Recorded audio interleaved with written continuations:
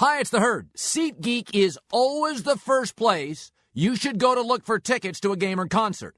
They search multiple ticket sites, ensuring that you get the best possible deal. That's SeatGeek. They do all the work, save you time and money. To get a $20 rebate on tickets, download the SeatGeek app, go to the settings tab and click add a promo code. And that promo code will be HERD. SeatGeek will send you $20 after you've made your first ticket purchase. Download the SeatGeek app, enter the promo code HERD today. This is The Herd. Wherever you may be and however you may be listening, live in Los Angeles on iHeartRadio, Fox Sports Radio, and FS1. It is not a coincidence I'm wearing Dallas Cowboy colors today. I am color coordinated for America's most fascinating team. When I roll the tape in a couple of minutes, you will see my shirt matches Tony Romo in respect to one of the great all-time NFL quarterbacks. Yes, I said that. One of the great all-time NFL quarterbacks. Christine Leahy joining me as always. She has almost like Baltimore Raven colors on. They're playing the Cowboys this week. Let's call it wine. Are you doing it in support of Tony Romo or because you support the decision? I support Tony Romo. I love Tony Romo. I have loved Tony Romo. I thought he was the closest thing in this league to Aaron Rodgers. Now I think it's Derek Carr of the Raiders. I am a Romo fan. He made the quarterback position for the Cowboys glamorous again, much like Derek Jeter did to the Yankees shortstop position. Let me start with this. I am a big believer in body language and reading people. Sometimes it's to protect myself. Other times, I'll be frank here, it's to manipulate others. Oh, I've gone to therapy on it. I read body language. I could tell when I met Christine Leahy and we interviewed a year ago, a little reluctant, starting to like me, all in. I could tell. I can read it. I drove home that day. I said, all right, she's on the team. I believe it's real. Go on a date a couple years ago, 3 years ago, I started saying on American television, Aaron Rodgers and Mike McCarthy and Aaron Rodgers and some of his teammates, that body language ain't good. Funny now, everybody in the media now talks about it. 2 years ago, I said, Derek Carr, watch his body language. Everybody in his face. What did we hear this year? Work ethic. Teammates love him. Totally engaged. I'm not trying to play sociologist, but it matters, and it's obvious. You go on a date, you can tell she's into you, she's not into you. You can tell during an interview when you say something and the guy thinks, not into this guy. We all know the game. It's real. Anybody notice Tony Romo's body language yesterday? Facial expressions, body language. That speech by Tony Romo and that body language at the podium gave you a glimpse of what the behind-the-scene discussions were with Jerry Jones. You didn't have to be in that room. You didn't have to be a fly on the wall. You didn't have to be listening on a phone call. I know what the discussions were like with Tony Romo and Jerry Jones based on that press conference yesterday. Tony looked a little low energy. Hey, guys. Tried to make a joke. Depressed. Stoic. What you saw yesterday, barring an injury, was the end of Tony Romo in Dallas. It's the end. He said something at the very end of the press conference, and I watched it and I listened to it. And what I do when I watch and listen to things a second time is I turn the sound down and just watch the body language. Or I turn around my chair and just listen to the voice. It's a trick I learned years ago from news directors. Sometimes you can be enamored with appearance. Sometimes you can be too enamored with voice. But if you watch that, then you watch it again with the sound down, and then you turn your chair around and watch that press conference again, not looking at Tony, depressed, stoic, final chapter. Listen to this very final thing Tony Romo said. I feel like we all have two battles or two enemies going on. One with the man across from you. The second is with the man inside of you. I think once you control the one inside of you, the one across from you really doesn't matter. That ain't football. That's philosophy. That ain't football right there. That's life. What you saw yesterday was the first act to the final chapter in Dallas. He'll probably hold one or two more of those. That was the first act to the final chapter. That was not a football comment. That was introspection. That was intuitive. That is how I feel. That is how I see the world. That is how I see myself within the Cowboys structure. That comment said it all. That was conceding. That was acknowledging. That was, it's been great. I'll be a good soldier, but it's over here. Everybody's going to say, it's not over. They play Baltimore. Dak is a rookie. Tony Romo's fantastic. You go back and look at that press conference for anybody in the media that can, or any of you fans that can do it on YouTube. You go watch it again. Turn the sound down. Watch the body language. That's like the last time you and your wife have a serious talk before a divorce. I've had one of those talks. They're painful. That was painful for Tony Romo. He is a remarkable talent. I think he will end his career with another team. I absolutely think I know that team. It is not a team I've talked about before, but I will lay that out for you coming up in 10 minutes. Before we get to that, though, oh, boy. I saw this story. I'm going to give this a name. Tonight in the NBA, the Rockets' James Harden faces the Thunder's Russell Westbrook. The headline, it will pit the game's top two guards. I'm going to call this Slobberfest 2016. Oh, my God. Unfollow every NBA guy on Twitter tonight. The dribbling you'll see will be the saliva running down the chins of NBA beat writers. Yes, I've been told that Harden and Westbrook are amazing. And the media in the NBA, often promotional, fanboyish, pom-pom waving, sycophant-like, forgets to tell you that the NBA leaders in turnovers are John Wall, James Harden, and Russell Westbrook. Dynamic, electric, turnover machines who don't play much on the other end at times. Those players, Westbrook and Harden, are championship deterrents, not championship ingredients. Sort of a difference. You see, I see the NBA differently than NBA beat writers. I am going to give you the favorite NBA players from the media perspective. LeBron, Steph Curry, Russell Westbrook, James Harden, DeMarcus Cousins, Anthony Davis, John Wall, Blake Griffin. Oh, that's who the NBA media loves. Flashy, exciting, dynamic. Westbrook, Harden. I'm going to give you my favorite NBA players. See if you noticed a difference. LeBron James, Kawhi Leonard, Kevin Durant, Chris Paul, Jimmy Butler, Kyrie Irving, Klay Thompson, Paul George.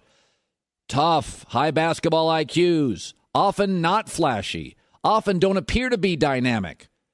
Guys who sometimes have overcome injuries. That's what happens when you play defense. Tough, not always liked by teammates. Physical, not always loved or appreciated by fans.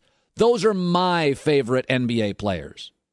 Tonight, the two guys Twitter loves, Harden and Westbrook, will put on a fireworks show. It's Slobberfest 2016. Just look at those numbers. 30 points, 10 assists, and 12 assists. What's T.O.? Timeout, turnover? What? Like 6 turnovers a game. That's terrible. That's terrible. And one of those guys plays no defense. So get ready for it. Stay off Twitter tonight, Christine. Oh, my God. Stay off Twitter tonight. A dangerous place for common sense. A dangerous place for those that like defense and physicality and winning titles and availability and toughness and not flash. Great to have you in today. I'm just starting. I've got a lot of energy, clearly. I've got a lot of things going on.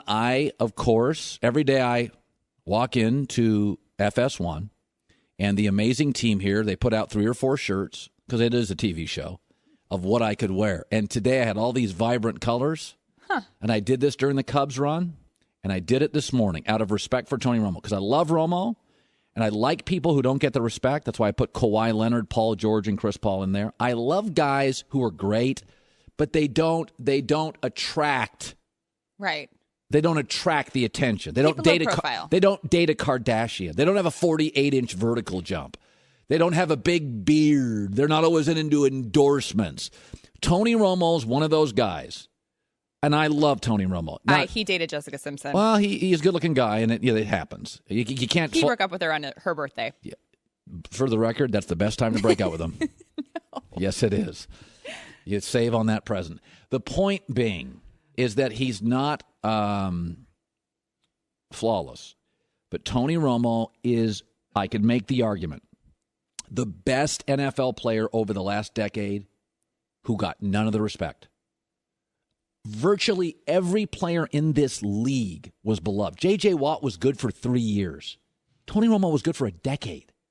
And people forget this. Dallas's offensive line now is phenomenal. You remember his first 6 years starting? Tony Romo was running for his life. You know why he's hurt now? Because of the offensive line the first 6 years in Dallas. People forget this. Tony Romo was duct tape for that franchise. And the sad irony is today, Jerry Jones has finally matured, and it's too late for Romo. It's too late.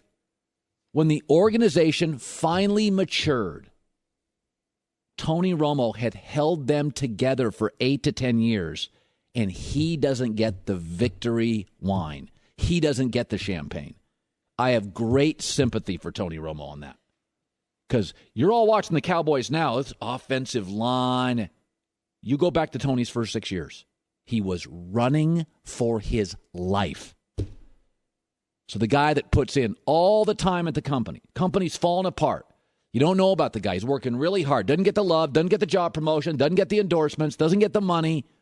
And then finally the company pops. And he doesn't get invited to the party. I feel for that guy. That guy is all over America. That puts in the time and you don't notice it and doesn't get the big paycheck initially and holds the company together. He may work in the mailroom. He may work back in the shop. He didn't get any of the love, none of the respect, because he got nothing around him. And this organization finally has all sorts of stuff around it, and Tony's all beat up. And Tony put in those hours. And Tony got his arse kicked and pushed around and shoved and a helmet to the ribs. And he doesn't get to celebrate because this is the best roster they've had. Easily, and he doesn't get it. I'm not anti-Dak. I'm pro-Tony. And I thought yesterday was incredibly hard and incredibly telling. That was a sad guy. Good to have you in today. Very good. Okay, I've got to get to a lot of stuff. 10 minutes of Joel Klatt and I arguing at the top of next hour. Jason Whitlock stops by, Ray Lewis as well. And I will tell you where Tony Romo is going to play next. That's next. Hi, it's The Herd. Buying tickets online for sports and concerts has always been kind of a confusing process for a long, long time. Always been hard to find the best deal for that game or show you want to do. And none of those older ticket sites, they don't want to change that. But SeatGeek is different. They've come along and created an amazing app and website that makes it easier than ever for you and I to buy and sell tickets. SeatGeek is the place you should go and I go to look for tickets to a game or a concert. Everything about SeatGeek is designed to make life easier. They do all the price comparison for you by searching multiple ticket sites. And they want to help you get the most bang for your buck. That's why every ticket on SeatGeek is given a grade based on value. So you immediately see any underpriced seats and you find the best deals that fit your budget. Best of all, my listeners in The Herd get a $20 rebate off their first SeatGeek purchase. So to get your $20 rebate, download the SeatGeek app, go to the settings tab and click add a promo code, and then just enter HERD. SeatGeek will send you $20 after you've made your first purchase. Download the SeatGeek app and enter the promo code HERD today. You know, yesterday we did that story about LeBron James and Posse and Maverick Carter, and I stayed out of the race lane. Like, my takeaway was, I wanted to discuss, I thought it was a dig at LeBron James and his guys. I wanted to stay out of the racial lane. Here, you know, here's sort of the way. I think it's kind of funny sometimes when you see this in politics. I don't know how everybody feels. Like, I'm not going to speak for women. I'm not going to speak for young African Americans because I don't know how they feel. I think sometimes people think everything lands the exact same way for people. Well, I'm 40 years old and white. This is how it lands for me. Therefore, that's how it lands for women. It's not the way it works. I'm involved in a lot of businesses. My friends are. I've learned a lot in business through the years. People tell me, hire diversity, hire women, have age diversity, gender diversity. People's eyes and feelings don't work the same. Posse to me, I mean, first of all, I'm a loner, so I don't have a posse. I'm jealous of people who have a posse. I wish people said I had a posse. I don't even have an entourage. I don't have a guy. Like, I don't have that. I wish I did. I wish people would be like, look at Curd's posse. I don't have one. So I don't know much about posses. Here's what I know. Stuff doesn't always land the same for me. Like my wife one time when we lived in Connecticut, and it was really kind of an epiphany for me. And we're walking around Hartford, and I'm like, let's go downtown Hartford. And she's like, oh, no. She goes, women don't like Hartford. And I'm like, why? She goes, first of all, there's those cobblestone streets everywhere. Ever tried to wear heels on those? I'm like, well, I don't wear heels. But again, 40-year-old white male, he knows how everybody thinks. Go to Twitter. He's an expert. So my wife's like, it's a terrible town to walk in. She goes, secondarily, the lighting's terrible. She goes, in the city of Hartford, where you park your car is often a 100-yard walk to where you'll eat dinner with poor lighting. I'm 128 pounds. You're 200. It's amazing how often guy on Twitter who's 40, you don't know how women think. You don't know how minorities think. That's not a liberal take by me. That's just an honest take, being my age and living in the world I've lived in. You don't know how it lands for African-American 28-year-old dudes. You don't know. I don't know. So I yesterday stayed out of that. I said, I don't know if posse's racial. I've used the word. The word thug. Like, I've called hockey guys. Ty Domi was a thug. Bob Probert was a thug. They were hockey guys. They're Caucasians. But for some, it may land differently.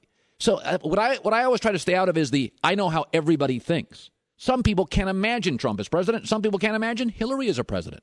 Neither is necessarily wrong. It's how you see the world. If you live in rural America, if you live in the city, you may see the world differently. But people on social media are absolutely sure how they see the world and how stuff lands for them is the only way it lands. It's not true.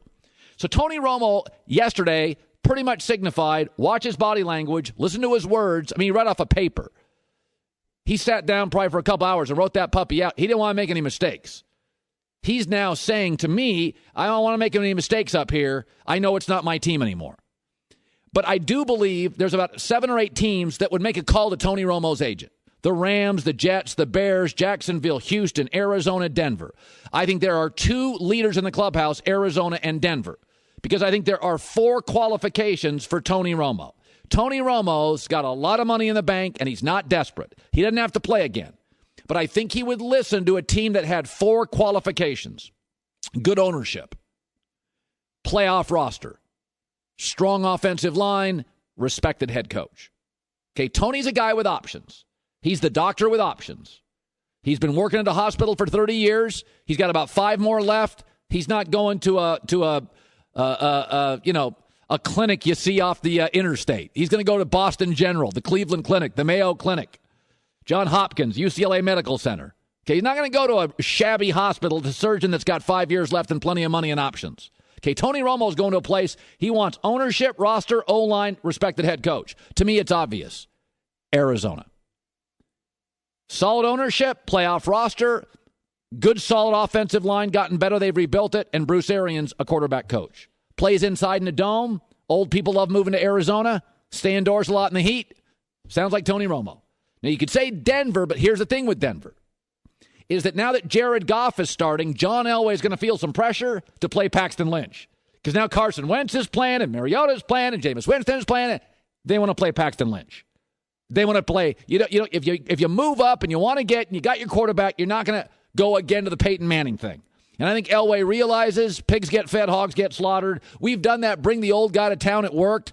Don't try it again. I mean, once is great. Twice you're getting greedy. So I think the Arizona Cardinals. Now, it would be better for Tony Romo if the Cowboys cut him and he could select his team. It's better for the Cowboys if they cut him. Half the salary cap hit. But I think Romo and Tony have a relationship where they have talked about this. They're good soldiers. And Tony Romo, Jerry Jones would give Romo opportunities to go where he wanted to go. I think Jerry Jones would rather he go to the other conference. He doesn't want him going to Washington. If Kirk Cousins gets franchise tag or leaves, he doesn't want him going to Washington. I think Arizona would be okay because he probably wouldn't have to play him for 2 years. And Seattle probably win the division anyway. Jerry Jones yesterday said it's not over for Romo. Come on, it's over for Romo. You don't rule out, obviously, we don't rule that out. That'd be madness. If you rule that out, then why would you ever even have a real commitment to a backup quarterback? And, boy, just like any position, but even more importantly, to have Tony Romo able to step in at the right time when you would need him is absolutely unthinkable in a positive way. Yeah, I agree with that, but it's over. Hit Dak's teams now. The Herd brought to you by TrueCar. Ready to buy a new one? Download the TrueCar app. See what others paid for it. Get guaranteed savings up to $3,000 off MSRP. Save time and money. Download the TrueCar app today. Christine with the news. No. Turn on the news. This is the Herd Line News. Yesterday, Jeff Fisher announced that Jared Goff would be the starting quarterback for the Rams this Sunday, and here he is explaining his decision. It was just Jared's, his progress and the progression week after week after week, preparing to be a 2, preparing, to be a play away from going in, and when he got the reps, over the last 3 or 4 weeks, they were right, they were good decisions, and so it was time. They play at home against the Dolphins.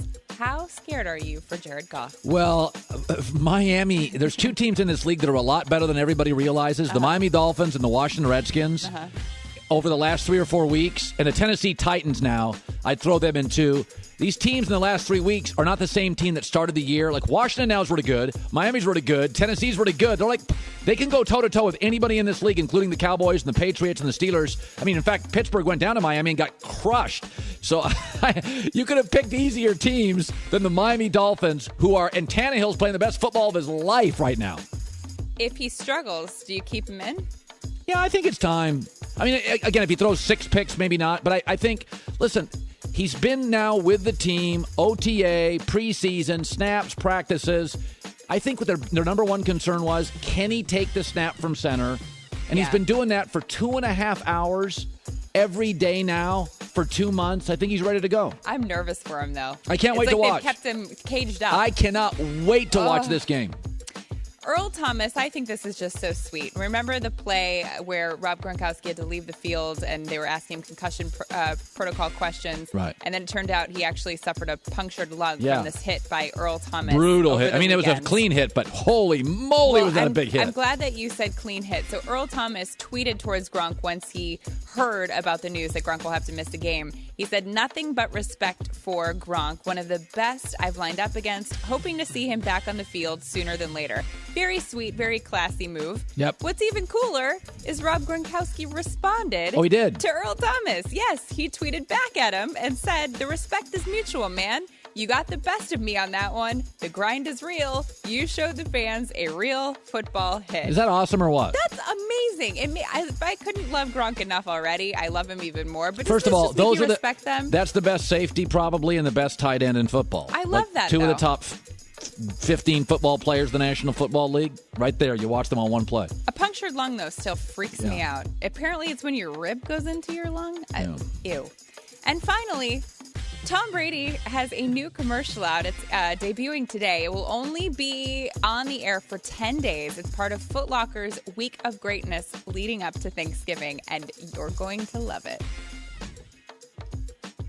Week of Greatness brought it again for the 5th year. How is it possible it keeps getting better even after all these years? Kind of makes you wonder what Foot Locker is up to. You know, that's an unfortunate mindset you got there, Tom Brady. Just because something's great year after year doesn't mean anything's going on. Why can't some things just be great? Just a question. It starts with questions, and then questions turn into assumptions, and then assumptions turn into vacations. So why would you punish the week of greatness for something that never even happened? I lost my appetite. First of all, he's not only the best quarterback, he's the best actor in America. He can act. I mean, obviously, he was speaking from the heart there, if you know what I mean. But I really think he might have a future in acting. So for the record, Foot Locker wrote the spot, but Tom Brady was all in. I want to retweet that. That's so good, I want to retweet that. Send it to me, social media peeps. I think we'll get that done for you. Christine with the news. Well, that's the news. And thanks for stopping by. The Herd Line News. Man, me and Ray Lewis are going to go at it today. I cannot believe what he's about to say. A 2-time Super Bowl champ, one of my favorite guys, 13-time Pro Bowler, 2-time Defensive Player of the Year. Oh, my God, Ray Lewis. He didn't like the Tony Romo pressure. I thought it was from the heart, and he loves the team, and he's a warrior. And I hear Ray Lewis thought it was phony. But you thought it was weak. I just there's nothing Tony don't know about the game. There's nothing he don't know about the quarterback position, win, losing, all of that. And so this is not an issue that just came up in 1 week. This is something that's been going on all year. So I would have loved to just hear from his heart. You didn't like looking down at the paper. Give me you. Give me 100% you. And you being hurt and maybe disappointed and maybe pissed off, okay, that's fine. It's okay to be that. But give me that genuinely. Like, just come out and say, man, look, what do I want to be out there? Absolutely. I do want to be out there. I'm not going to lie to you guys. But I can't. And I cannot deny that this young kid is doing something that is very special. And guess what? You got to think about him going in the quarterback room, right, every week to where the coach is grading this young kid. Yeah. And you're watching this. Yeah, Tony's in the room. He's in the room now. And he's listening to what the quarterback coach and everybody is saying about this young kid. And so that's your message. Your message is everything you've seen. I'm sitting in the room with this guy. I'm watching the coaches praise this guy. It's his turn. Yeah, am I disappointed? Absolutely, I'm disappointed. But when I watched that yesterday, you know what I thought, Ray? Yeah. I watched his body language, and he wrote it down to be careful. It was like, it's over. Like it was saying, now barring an injury, it kind of felt like it's conceding. I'm going to agree with you on that. I'm going to agree because it's like, I always use the analogy, you think about the Serengeti, right? When that lion comes by and you ain't taking care of your pride, he going to try you. The king going to try the king. And there's a young lion in Dak Prescott who came in and now has this opportunity, man, and I'm telling you, Colin, why I don't know why he's not the front runner for MVP. Like, we have not seen a rookie quarterback come do this in years. Peyton didn't. Not in this league. Eli took 6 years. Yeah, you can go all the way down the line. So why aren't we doing it? I don't. Well, he's a rookie. See, but this is going back to the distraction on what I'm speaking about. We keep focusing on if Romo's going to get back in or not. We should be focusing on this young boy got his team 8-1, the best record in the National Football League, and he plays for the Dallas Cowboys. Dak Prescott, front runner for the MVP.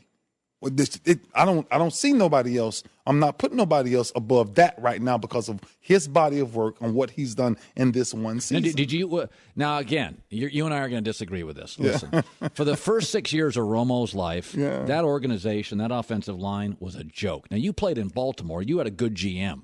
You mostly were surrounded by good players, and you've told me often one of the reasons you were able to excel because the defensive horses in front of you. Sure. Tony for 6 years ran for his life. Yeah. And so I think he's underrated. I think Brady's always had good lines. Peyton Manning always had stars, Edger and James. And so I heard you don't like Romo. Could be honest. No, that's not true. That's what they say. That's not true. I like Romo. But what I'm telling you is right now, Romo is clearly the answer for Dallas is Dak Prescott. So, Romo, that's all I'm saying. What about Tony's career? I want you to spit it right out. Well, it's what the standard for Dallas, if you think about this, the standard for Dallas is what they did in the 90s. Aikman, Staubach. Absolutely. Back-to-back Super Bowls. That's the standard for Dallas. So when you bring Romo in, you got to understand it's not about me going against Romo. It's about me saying what Romo was put there to do. It hasn't happened. We're talking about over almost a 20-year span, and they've seen the playoffs, once? So, men and women lie, right? But I believe numbers don't.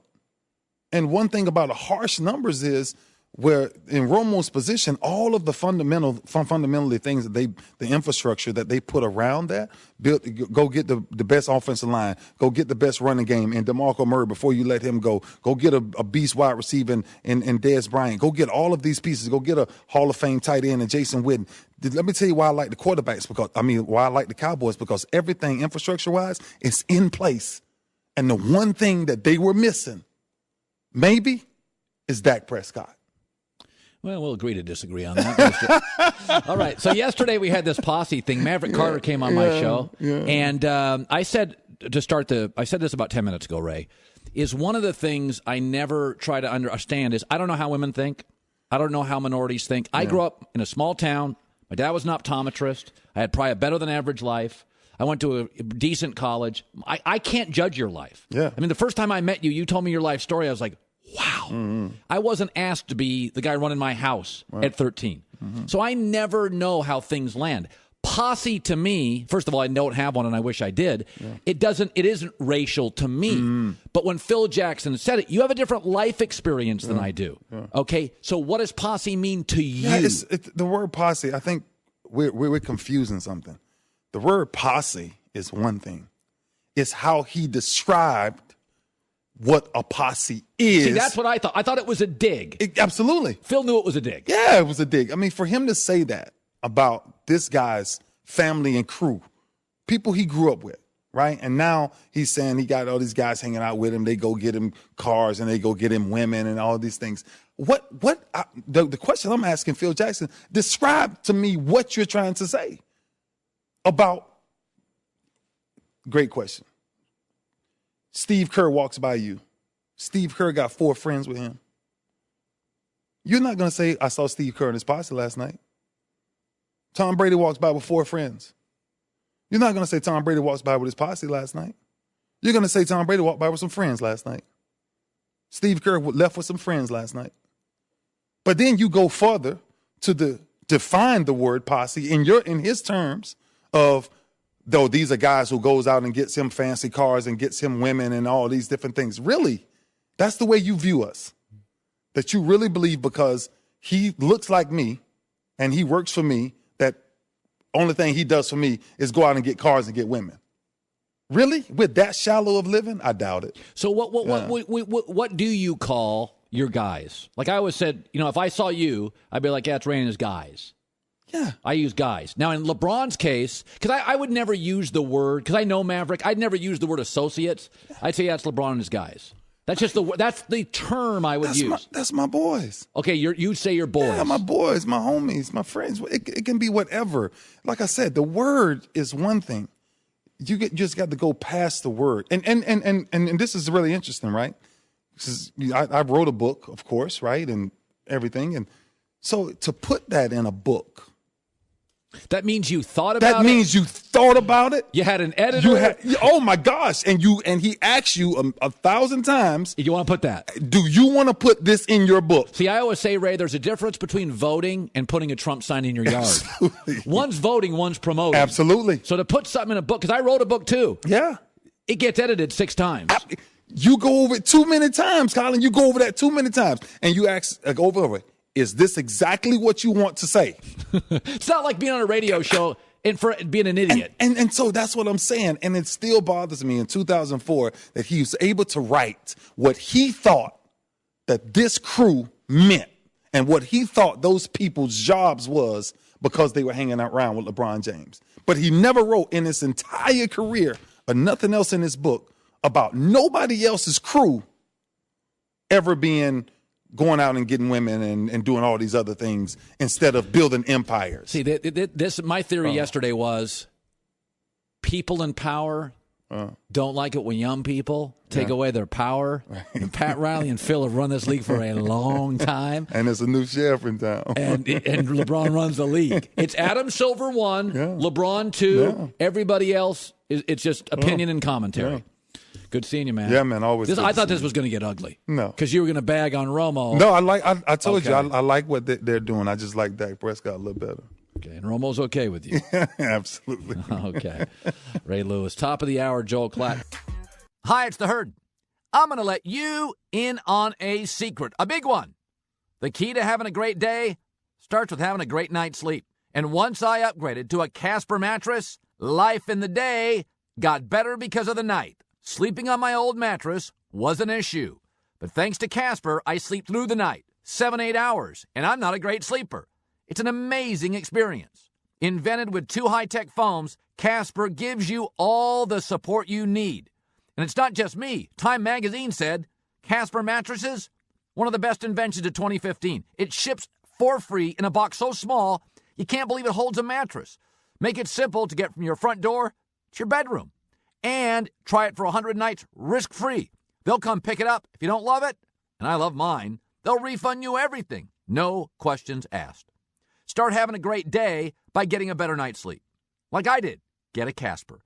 Try it at home. 100 nights with free shipping and returns. Go to Casper.com/relief and use the code RELIEF for $50 toward the purchase of your mattress. Casper.com/relief. Code RELIEF for $50 toward the purchase of your mattress. Casper.com. Terms and conditions apply. Herd brought to you by TrueCar. Save time and money. Download their app. You could save $3,000 off MSRP. See what others paid for the car you want. Save time and money. Download the TrueCar app today. Wearing cowboy blue in honor of Tony Romo. His career is essentially over. I'm going to throw this to you. We were talking about, Dak's going to start, and a lot of people are saying, well, on our staff this morning, Christine, a lot of guys were saying, I got some Cowboy haters on my staff. I myself am not a Cowboy hater. I'm a Cowboy realist and for years a Romo apologist. But a lot of guys on my staff are like, well, they face Baltimore next. Baltimore's got like the number 1 ranked defense. A couple weeks they face Minnesota. A couple weeks they face Philadelphia. They got a lot of good defenses coming up here. And my takeaway is after every good defense they face in Baltimore, the next week they face Washington's defense. And after they face Minnesota's defense, they face the Giants' defense. And then I said to myself, think about this. If you look at the NFC standings right now, everybody's talking, I think it's over for Tony Romo. I feel bad for him, but I think it's over. If you look at the NFC standings right now with Dallas, if they beat Baltimore this weekend, and you start looking at Dallas' schedule, Dallas is they're 8-1. Okay, the next closest team to them is 6-2-1 Seattle. Okay, 6-2-1 Seattle. So do you see Dallas tying and losing here in the next few weeks? Giants, Tampa, Detroit, Washington, Baltimore, Minnesota's a mess. Seems to me Dallas very quickly here is going to start thinking to themselves, we don't want to get Dak hurt. What's the best defensive line Dallas will face the rest of the season? Week 16, Philadelphia Eagles. Take Dak out of that game. Let him prepare. Put Tony Romo in that game. Showcase him for all the other NFL teams who will be interested, because you could get a draft pick. If Tony comes out and goes for 300 yards, there's going to be Arizona's GM and the Jets GM and Jacksonville's GM, and they're going, okay, I'll give you a second-round pick. Let Tony Romo with that offensive line go out, light it up, look fantastic, put a game plan in underneath routes, protect Tony, don't get hurt, and you'll get a draft pick for Tony Romo, a high draft pick. So that way, during the bye week, we can spend 2 weeks arguing about that Romo should be the starter because he threw for 300 yards in a meaningless game against the Eagles. No, what it will prove is that Tony, Dak's your guy. What it will prove is, hey, Dak already beat Philadelphia once. Dak has a chance to be 14-2, 15-1 at that point. Tony won't be about Dak. You've made the decision on Dak. You got Mark Sanchez backing him up. It will be a showcase. It'll buoy Tony's confidence, and it will show every NFL GM. What happens when he breaks something? Well, I don't think that's going to happen. That's a low probability. I'll tell you what he's going to break. NFL records in Week 16. That's what Tony Romo's going to break. I'm just throwing it out there. Everybody's like, oh, the schedule. Look at Dallas's record right now. Look at their schedule. They play a lot of these teams. Tampa's defense, Giants defense, Detroit defense, Washington defense. I mean, there's a lot of W's there for Dallas. They're going to be getting into home field advantage by and start. I guarantee you, Week 16. You think they're going to play Sean Lee? Hell no! I'd take Sean Lee out of there. I'm not going to play I'm not playing Tyron. You're right. So they're going to put fragile Tony Romo and take out all their starters. That way, he has no help and no protection. I would play the offensive line. I would rest I would rest guys Week 16. Philadelphia's physical, could bang guys up. You think I'm wrong on that? Yes. You're creating a ton of controversy. Plus, that means you're going to sit Dak. He's going to have 2 consecutive weeks off. He's going to lose all that momentum. That was the argument in the first place, that you don't want to break the momentum. And Romo's going to break some bone. I don't know which one, but one of them's going to snap. Then you can't trade him. It's very exciting. Listen, I didn't think Dak. When I watched Dak Prescott play in college, I said I think he's a better version of Tim Tebow. I think he runs too much, a lot of underneath routes. I like his throwing motion better than Tim Tebow. I didn't think he was an NFL star quarterback. Nobody else in the league did either for 3.5 rounds. But if you look at the line, and I still think Tony Romo would be winning all these games. But you can't pay Romo and Dak. So at some point, you want to get something for Tony Romo. And I just read Pro Football Talk this morning. People are saying you wouldn't get anything for Romo. You would if you showcased him in Week 16 and he threw for 350 yards and people went, oh, God, we forgot how good Tony Romo is. Because Tony Romo can play. And if you cut Tony Romo, Tony can go where he wants, and you just make a deal with Jerry Jones, don't go in division. I think he goes to Arizona. I think he considers Denver and he goes to Arizona. But I think Tony Romo, I honestly think in a strange, weird way for Tony Romo, this time off, let his body heal, isn't the worst thing in the world. It is not the worst thing in the world. Peyton Manning's taken long stretches off. Tom Brady sat out for a year. By the way, Tom Brady missed a month. He came back. He looked pretty good. Inactivity is not an issue with Tony Romo.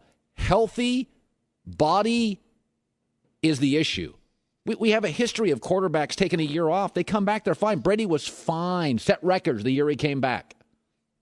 Hour 2 coming up. I'm going to argue for 10 minutes with Joel Klatt on the college football playoff. They got their final 4 teams. Right or wrong, that's next. This is The Herd.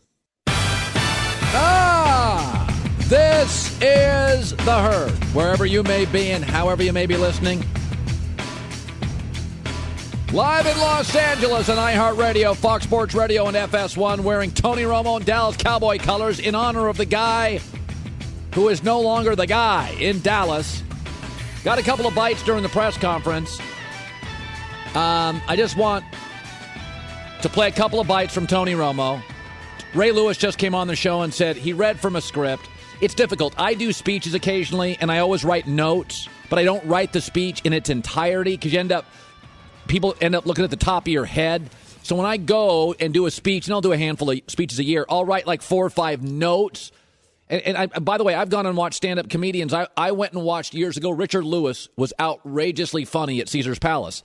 And he put notes over because, you're riffing for 20 minutes. He had an hour-and-a-half show. Then he would go over and read his notes. I don't have a problem with that. Tony read the whole thing, and a lot of people thought it was a little inauthentic. So, Christine Leahy joining me. Let's play the first one, Christine, your takeaway on this. Play the first one, Tony Romo yesterday. Hey guys. Really, I just came up here to talk to you guys. I wrote something. I put it together that I really just wanted to read. I'm not going to take any questions, so hopefully I answer most of them with what I'm saying here. And if I don't answer, I'm sure we'll talk in the future. But I think it does capture the essence a little bit of what your mindset is throughout all this and our football team and the situation. Okay, so that's the beginning. Now, there he's making eye contact with people. There he feels very relaxed. He's looking and talking to people. Do you like that or not like that? 100%. Because when you're giving a speech, chances are you're probably teaching or inspiring based off of things you know. And when you're talking about your career, which isn't super emotional most of the times, comedians, they're telling jokes. He's talking about maybe the biggest change in his football career, which means everything to him. It's extremely emotional. So he probably needed to have kind of that crutch to make sure he got his point across clearly. I thought that was 100% from the heart. Okay, let's listen to the second soundbite. Okay. So you're okay with it. Go ahead. Here's the second one. You aren't handed anything. You earn everything every single day, over and over again. You have to prove it. That's the way that the NFL, that's the way that football works. A great example of this is Dak Prescott and what he's done. He's earned the right to be our quarterback. As hard as that is for me to say, he's earned that right. But what is clear is that I was that kid once. I remember the feeling like it was yesterday. It really is an incredible time in your life. So he's going back and forth between reading and eye contact. You're okay with that? Completely okay. That must be so hard for him to say. And if he needed to write it down and make sure he could get the words out without crying. Well, here's the other thing. Let me defend Tony Romo again. Like Ray Lewis said, it was inauthentic. But in this situation, because of the gravity of the situation, that Tony wanted to make sure he had that the key 4 or 5 sentences came out exactly right. Yeah. With the blogosphere, I mean, if Tony would have said something, John's looking at me crazy, Cowboy fan John. If you said something and it didn't come out right, people would say, well, look. So I think he wanted to get the 4 or 5, like, of course. This is Dak's team. I've got Dak's back. He has my back. I think there was 4 or 5 of those he wanted to write down. Not only that, but this is a monumental speech in his career that's going to be played and looked at over and over and over. It's a big deal. It's not something you just wing. You really put some thought into this. So basically what Tony Romo was saying is, this is emotional for me. I'm going to take the emotion out of it a little bit. No, I don't even think he did take the emotion out of it. I think he probably had a lot of emotion when he was writing it. I'm sure he probably cried when he was writing it. But sometimes when you get emotional, your thoughts don't come out clearly, and he wanted to make sure that he was clear. You think he cried when he read that? He looked like he was about to cry there. It actually made me feel really bad for him. Okay, here was Romo finishing his presser, getting deep, talking about the big picture. I feel like we all have 2 battles or 2 enemies going on. One with the man across from you. Ooh. The second is with the man inside of you. Wow. Hemingway. I think once you control the one inside of you, the one across from you really doesn't matter. I love that. I think that's really meaningful. Now, that's something you can't ad-lib. Here's the downside to ad-libbing. You're not going to come up with that. Well, maybe. Most guys don't. Poet. Yeah, like Bill Shakespeare. But most people can't just, hey, I'm going to wing, and that comes out. Like, you're not going to wing that. No. I think preparation for everybody is a good thing. When did Donald Trump sometimes get in trouble? When he winged it. Well, I don't think you should wing it with most speeches. Imagine if Tony Romo came out and just winged that. We would all be on him for that. Did they wing the really put a lot of thought into it. Did they wing the Gettysburg Address? I doubt they winged it. By the way, are you buddies with William Shakespeare? You just are on a first-name Bill basis with him? You know, Tony Romo does listen to the show occasionally. Tony, there's our hotline number. He's listening today. 877-757-HERD. All right. I thought that was so heartfelt and very sweet of him to do. Yeah. Here's the thing about Tony Romo. Tony Romo put glamour back into the Cowboy quarterback position. Staubach glamour, Aikman glamour, and then 6 years of Drek. And you think to yourself, oh, Cowboy quarterback always glamorous. Never forget what Derek Jeter did to the shortstop position in New York. Okay, center field was the glamour position for the Yankees. Joe DiMaggio, Mickey Mantle, Bobby Mercer, then later Bernie Williams, Johnny Damon. It was a glamour position. Before Derek Jeter was shortstop for the New York Yankees from 86 to 95 before he arrived, the decade before, the Yankee shortstops hit .241 and in 6,000 at-bats had 37 home runs. It was Bobby Meacham. It was. I mean, you had a lot of guys before Derek Jeter, Wayne Tollison and Rafael Santana. It was not the glamour position. Like the Lakers. The glamour position for the Lakers before Magic was center. The glamour position, it was George Mikan, Minnesota. They come to L.A. It is Wilt. It is Jabbar. It is Shaq.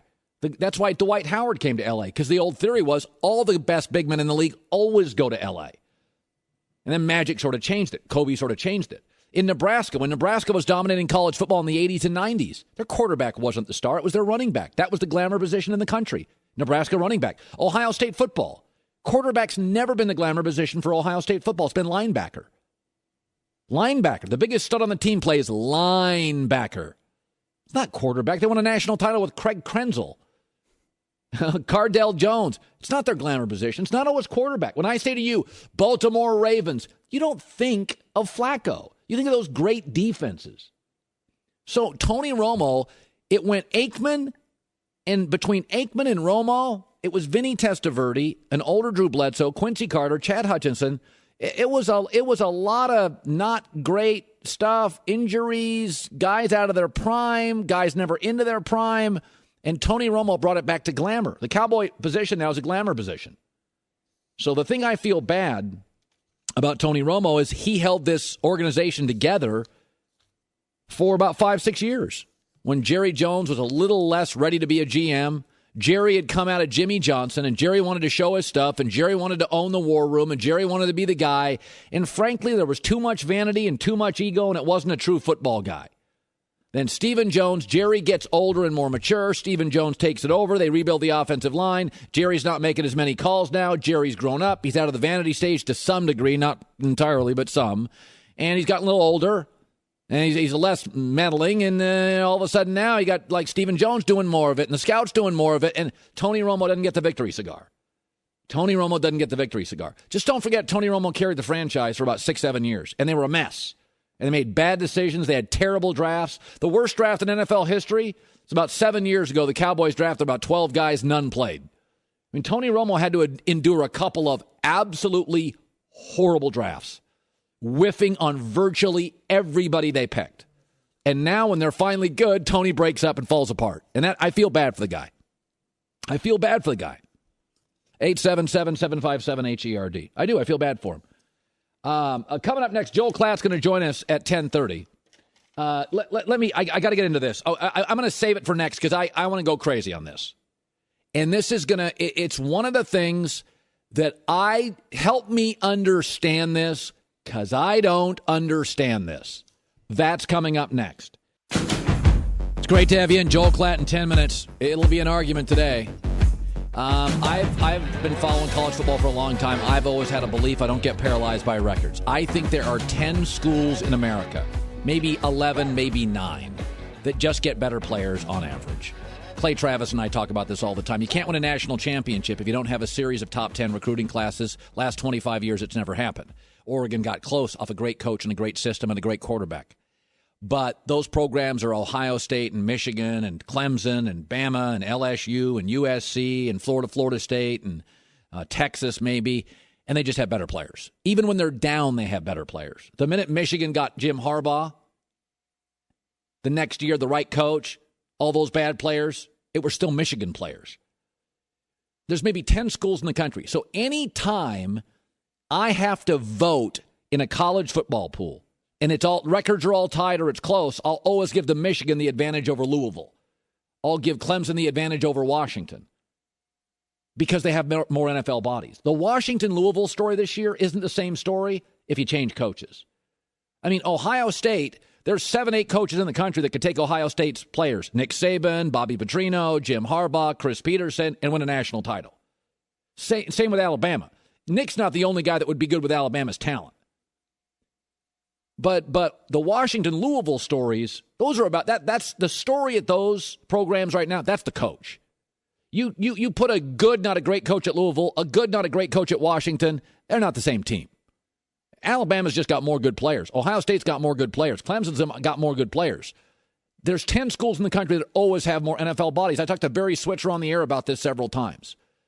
Even when USC's down, you watch them against Washington, they got much better players. They're bigger, stronger, faster dudes. They got 55 guys of the 75, 85 guys on scholarship at USC, 70 of them are 5- and 4-star guys. Washington's got maybe 18, 20. So once you get the coaching right at a big school, they're just better. And I'm always going to give them benefit of the doubt. So, by the way, here's what the committee has is their top 4. Bama, Ohio State, Michigan, Clemson, Louisville, Washington first out. Here's what my poll would look like. I would have the Colin poll, Alabama, Ohio State, Michigan, Clemson, USC, and LSU are the first 2 out. USC just smoked Washington. You're going to tell me Washington's better? By the way, here's the Vegas poll from pregame.com. They use odds makers and line setters, pregame.com. Oh, gosh, it looks a lot more like mine. That's funny. They got Washington at 9. They got USC at 6. They got LSU at 3. Vegas and mine look a lot more alike because Vegas isn't paralyzed by records. I went to the first round of the NFL draft, mock draft. I'm going to tell you where the players are from. I won't even tell you the player. Clemson, Texas A&M, LSU, Alabama, Tennessee, Michigan, Ohio State, Florida State, LSU, Bama, Michigan, Clemson, USC, Florida State, Bama, Auburn, Georgia, Bama, Florida. It's pretty obvious, right? Like 70%, that's where they're from. So I always give those guys the benefit of the doubt. You start looking at all the guys on the SEC players in the mock draft, you start looking around, look where they're all going to school. They're like 75% are SEC dudes or big college powerhouse dudes. So whenever anybody's like, oh, you just favor the big dogs, so does Vegas. Who's right, the committee or Vegas? Who do you trust? Who would you trust? The committee or Vegas? Agendas or let's just get it right? I trust Vegas. Guys, if you're wondering whether your shirt's too long to wear untucked, probably is. Untuckit.com solve the problem. Making shirts designed to be worn untucked. Visit untuckit.com. Use the code SPORTS, 15% off. They have a store in Los Angeles now on Melrose Avenue. So I saw this story. Cam Newton, surprise, surprise, surprise. Cam Newton is not in favor of celebration penalties. I am going to let you hear from Mr. Is it Cameron? Yes, Mr. Cameron Newton on celebrations. Can't wait. Football is hard, man. I can't stress it enough. This is a tough sport. It's physical. Scoring a touchdown, getting a sack, getting a win, let alone all that bottled up and staying here at 10 at night, here at 6 a.m. in the morning. Everything, all the energy that you put, spending time away from your family, all that bottled up into being able to do exactly what you planned and foresaw yourself doing. You're owed something. Oh, you are owed a Okay, that was the wrong way of putting it. Yeah, I'm owed it. Okay. Okay. Here are, when I say to you, when I think, I've been watching football a long time, so have you. When I say NFL/celebrations, here are the players I think of. A lot of them were very good players. Mm-hmm. Billy White Shoes Johnson, probably too old for you. T.O., Ocho, Ickey Woods, Cam, Jamal Anderson, Atlanta Dirty Bird, Odell Beckham. How many titles? Here are the players I think are the greatest players I've ever seen. Joe Montana, Jerry Rice, Walter Payton, Barry Sanders, LaDainian Tomlinson, Brady, Peyton Manning, Troy Aikman, Emmitt Smith. Those guys didn't celebrate all sorts of titles. If celebration means a lot to you, that's all I need to know. I'll give you an example. I don't have to hire many people, but in my life I've had to hire a handful. I've been the sports guy. I had to hire a producer or a weekend sports producer, caster, and I always played a trick. Okay. If you were a golfer, that's all I need to know. You're soft. If you're a golfer, I'm not going to hire you. So you know the trick I would always do when I interview guys? I'd bring them in. I'd go, What do you do in your spare time? I love to golf. Whoo, man, I just love to get out the clubs. I love to golf. And if they're like, oh, my God, I love golf, I'd be like, check, not hiring him. Why? If you're a celebration guy, it's all I need to know. If you're a golfer. That is such a dirty trick. Wait, I don't even, why does golfing? It's an interview. So the guy is going to agree with you because he just wants to be on the same page. No, it's an open-ended question. You just said, what do you like to do in your spare time? No, I always talk about, I love golf. Hey, do you like golf? Oh, I love golf. Check. Not hiring you. Wait, I'm not following. Golfers. Boring? Boring, not grinders. But that's the opposite of celebration, is boring. No, what I'm saying is in my business, okay. I don't worry about, people don't celebrate in my business. They don't spike their paycheck. In my business, I never hire golfers. And by the way, I never get lazy guy because golfer guys on PGA.com, golfer guys obsessed with golf. He's putting in his office. Grind, babe. I want grinders. Nick Saban's not in a golf course. Urban Meyer's not in a golf course. Jim Harbaugh's not in a golf course. Howard Stern's not in a golf course. Rush Limbaugh's not in a golf course. And by the way, what was your complaint? Well, you tricked the guy into admitting something. He might have been a guy who golfed twice a year. So he's a follower. Oh. He doesn't have his own mind. Yeah, so either he's a golfer or a liar. I don't like either one. If you're going to eliminate golfers and liars, you're not going to have a lot of people left to hire. Well, you know what? You would be surprised how many NBA coaches and GMs spend a lot of time on the golf You'd be course. surprised how many people on your staff play golf and are now terrified to admit it. Colin Goulet and I play golf together. You do? It's been nice working with you. Weird. Christine with the news. No. Turn on the news. This is the Herd Line News. Steelers are 4-5 on a 4-game losing streak, so Mike Tomlin naturally was asked if they need to overhaul their whole system, their offense. What is it? And here's his response. We've shot ourselves in the foot some with penalties, with blown assignments. There's been popcorn. It hadn't been any one man specifically. It's been popcorn. But you can't have popcorn and think that you're going to win close ball games like the one that we were just in. So what did popcorn ever do to him? And what is popcorn? Because when I think of it, I think of a lot of little lovely things. I'm going to give him credit because I've been very critical of Mike Tomlin. But what he is saying is it's not the meal, it's the popcorn. It's the little stupid stuff that we can correct little stupid stuff. Oh. If we had a bad offensive line, we're screwed. If we had no pass rush, we're done. But it's penalties, it's late hits, it's popcorn. It's not the entree, it's popcorn. You know what? He's right about that. I'll say this. Pittsburgh is absolutely one of the top 5 most talented teams in the league. Who in this league has Big Ben, Antonio Brown, Le'Veon Bell? Those are like stars. Yeah. They can score on anybody. They gave Dallas fits. Their problem is the popcorn. They're just not buttoned up. It's not like they lack talent. They have too much popcorn. Do you like popcorn? It's all over the floor. I eat it constantly. Don't golf. Popcorn's okay. Messy, gritty. Do you golf? No. Oh, it's funny. Why wouldn't you golf? Because you're a grinder. I have a lot of better things to do. Yeah, you're a grinder. You're a grinder. Plus, I tried like twice. It's impossible. It takes forever, and you become obsessed with golf. Obsessed. No one said we were good at it. We just do it. I don't want to. If I drive out of there and ever see you on that golf course across the street, I'm going to HR. That's a nice. I'm going to have you removed from payroll. I would love to see the reasons why. Conor McGregor is responding to Floyd Mayweather. Remember, I showed you yesterday. Floyd said that he didn't see Conor McGregor's fight. Didn't even know he was fighting. Oh, so they caught up with Conor? Yeah. So TMZ caught up with Conor, and here's his reaction. So I got Floyd yesterday, right? He said he didn't see your fight. Do you believe him? Do you believe him? I don't know. But he compared you to an ant. He said he's an elephant. Time to say it to my face. Much respect to Floyd. He's a solid businessman. What he has been able to do, he is a animal at what he has been able to do. But as far as real fighting, as far as true, pure, unarmed combat, Floyd don't want none of this. I want 100 million cash to fight him under boxing rules because he's afraid of a real fight. 100 million cash. Do you think that's reasonable? Is that how they pay you? They bring out a big bucket of cash. How about just take a check there? No, but even a check for 100 million, you think that's reasonable? Listen, if they put the money out, they'll do it. I don't think Floyd Mayweather has much to win. He's unbeaten. He's got all the money in the world. Now, Conor McGregor could lose the fight and make the money. It's good for him. Because it would have been a spectacle and an exhibition. He could say, hey, I had to go by boxing's rules. Of course I didn't win. I had to go by boxing rules.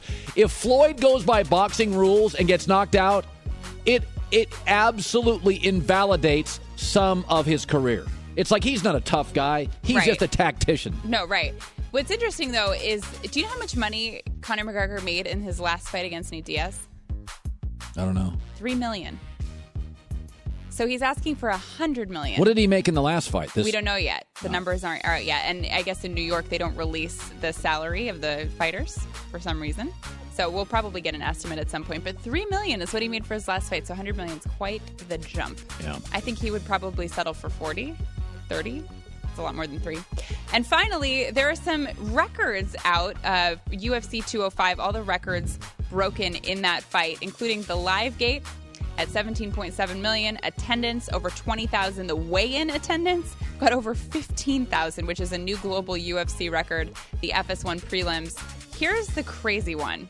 Social media impressions, 14 billion social media impressions. Billion. That includes things like tweets, likes, responses. 14 billion. Billion, which is the most in UFC history.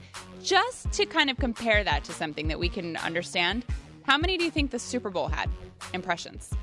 5 billion. 4.3. So the UFC fight had 14 billion social media impressions. Yes. The Super Bowl had 1/3 of that. Yeah.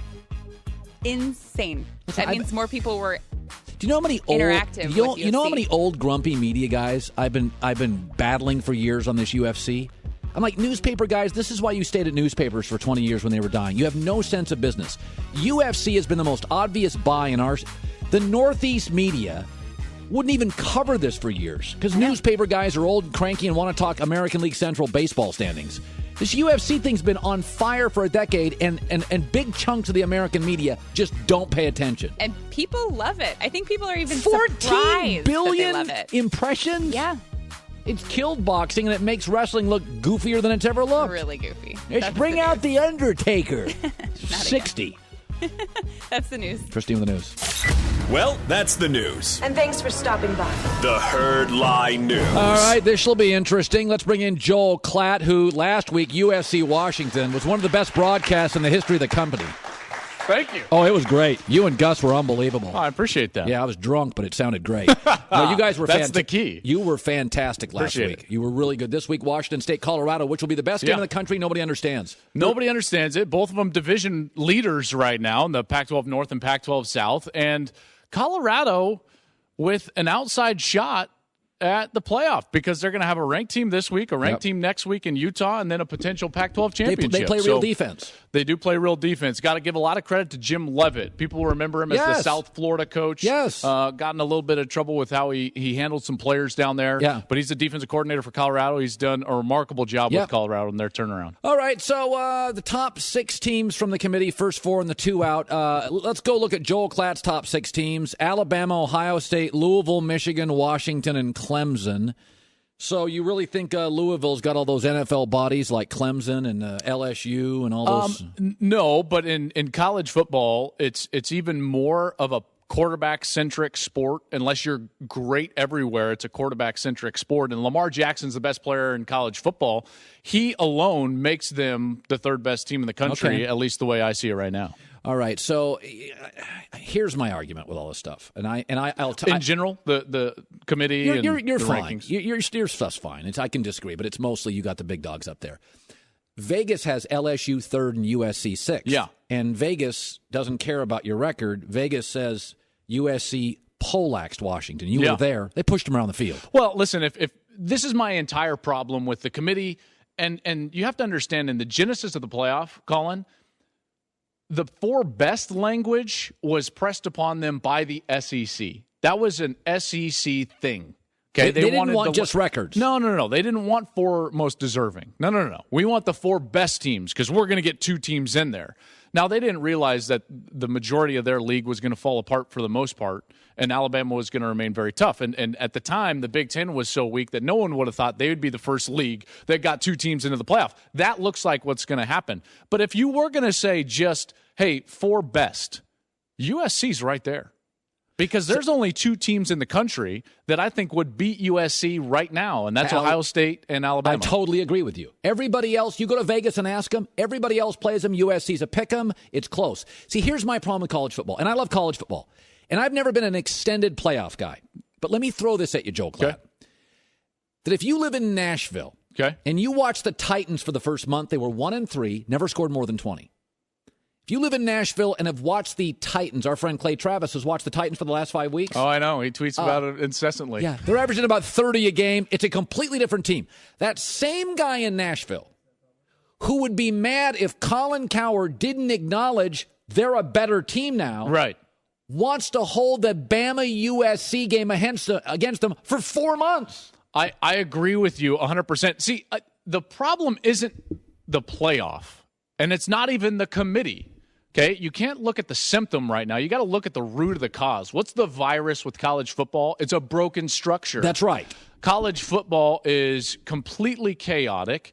There's no commissioner. There's no commissioner. There's no equity across schedules. Every conference behaves and acts in their own best interest because they want to. Remember back in, I think it was right before the season, and I compared this, and I'm going to do it again, lack of better judgment, I guess.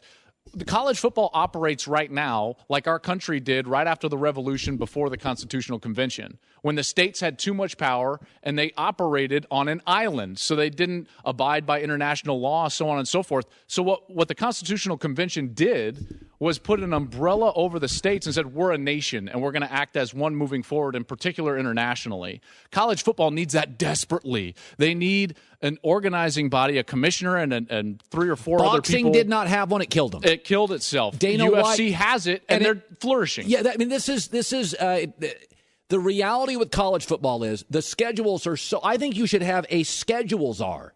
Oh, no doubt. A schedules. I can fix a schedule right now. Do you mind? I've got it right. Okay. Well, do you mind? Go ahead.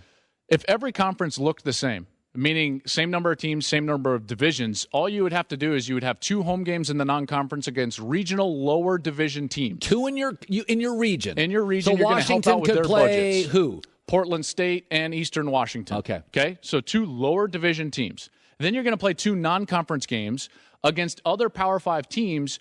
But the relationship is going to be, where'd you finish last year? Just like the NFL. First place against first place, because the Pac-12 South is going to match up with the Big Ten East next year. And you're going to play on campus. So that's your other 2 non-conference games, is against 2 other divisions in college football. Then you play 8 conference games, 5 against your division, 3 against the non-division, and that's your schedule. And nobody complains about it, and it's equitable. So if you're bad, you play a last-place schedule. If you're good, you play a first-place schedule. You're going to get more parity. You're going to get much better games, and guess what else you're going to get?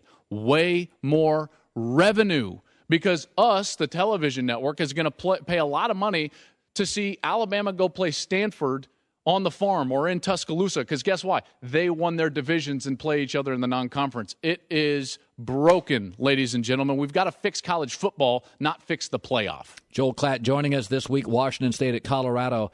Yeah, I've never been, it just always bothers me that the only sport in America where you're not allowed to improve is college football. Yeah, not allowed at all. No.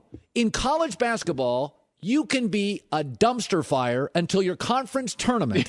I mean, you can go 34 games and be UConn. Yeah. It's had years where and it allows coaches to grow. And by the way, college sports should be the sports, Joel, because you're dealing with kids. Yep. Shouldn't college sports be the one where kids improve the most?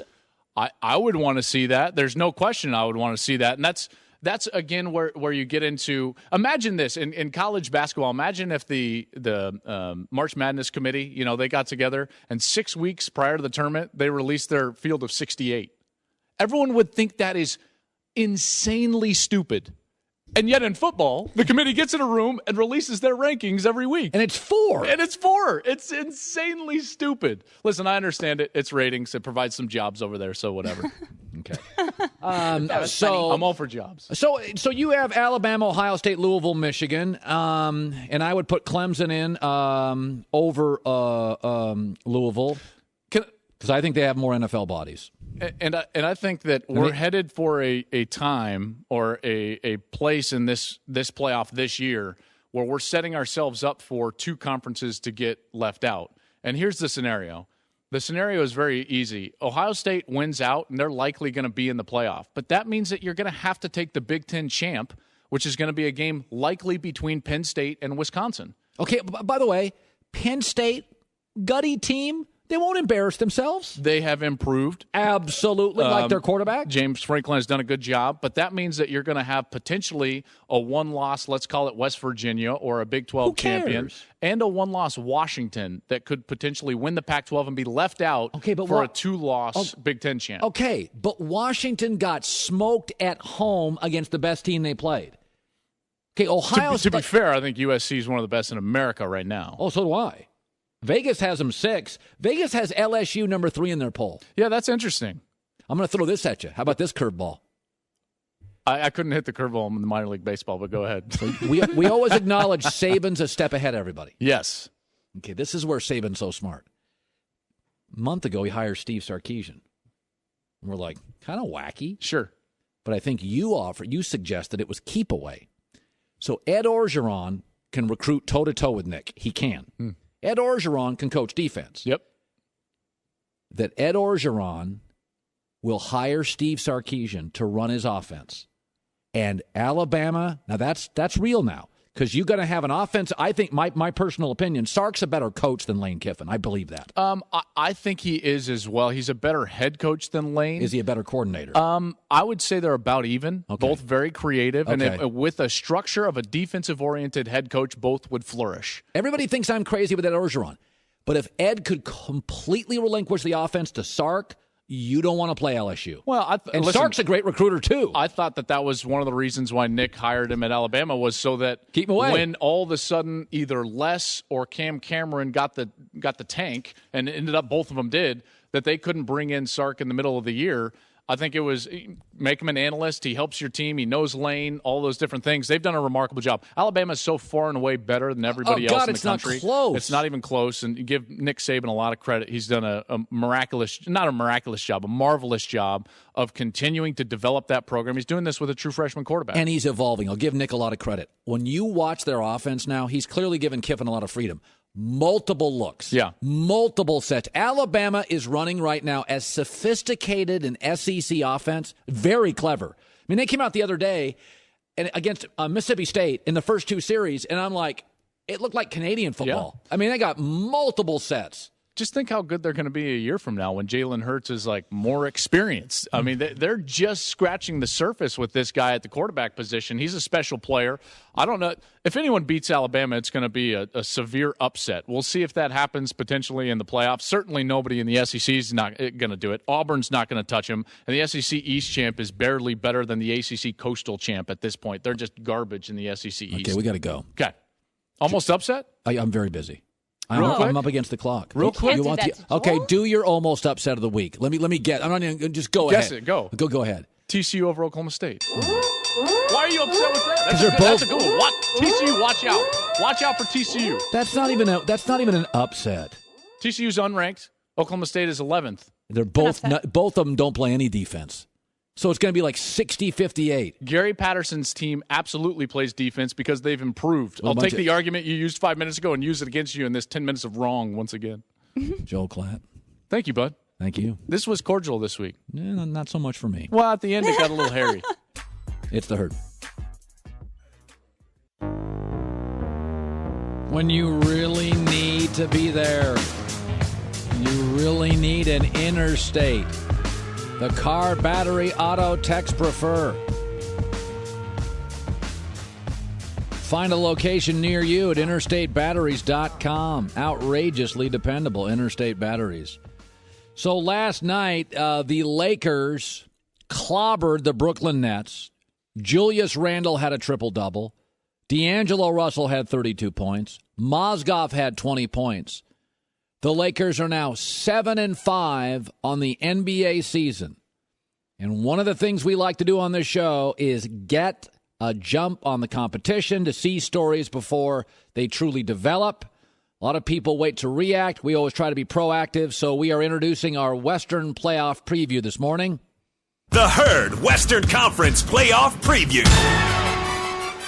So if the NBA playoffs started today, the Lakers, home court advantage, actually they face the Warriors.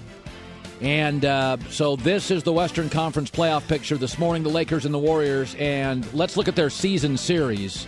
Fairly lopsided. Steph Curry has not hit a single three-pointer all season against the Lakers. And Klay Thompson has been held to his season average is 10 points. Julius Randle is averaging 20 points and shooting almost 56%. Lou Williams off the bench is shooting 50%. So the Lakers are averaging in the season series 20 more points a game than the Warriors, 117-97. This is a complete mismatch. I will take the Lakers in a sweep over the Warriors based on the season series. And that has been our Western Conference playoff preview. That was great work, Colin. Appreciate it. Like to see those stories before everybody else does. Steph doesn't have a three against the Lakers all year. It's a travesty. Julius Randle averaging a double-double in the season series. I'll tell you this, though, man. They're fun to watch. I went last night. Oh, Cole, did you get your free tickets again? No, they're not free tickets, Colin. Would you? Anyway, you have season tickets. So would you give me what was it like there last night? What was your impressions of the team? You have one impression, I know for sure. Oh, yeah. Okay, can you say that on the air? Yeah, I'll say it. Okay. But first, I'll start with a positive. I've been, obviously, to lots of Lakers seasons and all the games. Yeah. It's just a different energy. The celebrities are starting to come back. All right. But it just feels cleaner and fresher. It's not all about Kobe. It's about the team. And I feel like the real Laker fans are back. And there's just a good energy. Like the team all high fives each other, and they're really happy. Except one guy. Except it's really funny if you watch D'Angelo Russell and Nick Young, their interactions on the court, like after one of them scores, it's still very awkward. And it looks like Nick Young is the outsider. Nick Young is the outsider on this roster. It's a very, very interesting roster. Not very good defensively, but if you watch them play, it's fascinating how the psychology and the spacing and the energy is completely different. Yeah. So Nick Young's my least favorite NBA player in the history of the league, and he's a goofball. And so he and D'Angelo Russell, here's what I believe the Lakers are doing. I believe they're starting him and playing him to move his numbers up. And I think what the Lakers are trying to do is get rid of Nick Young. And at the All-Star break, they can say, we started him, he averaged, what is Nick Young averaging right now in this offense? 10, 12 points. They're going to try to move Nick Young. And they know they're not going to the playoffs. So in the first half of the season, they want to celebrate Nick and let Nick score and put him in the offense and move his averages up. And how many years left does he have? He has this year and next year. He's an expiring contract at the end of the next year. That's what I think the Lakers are trying to do. Showcase him now and get rid of him. It is very clear, though. It's awkward. D'Angelo Russell and Nick Young, the interactions. If one of them scores and the other looking for a high five, it's just, no thanks. So speaking of the Western Conference playoff preview, I'm going to the Warriors-Lakers day after Thanksgiving. Oh, are you?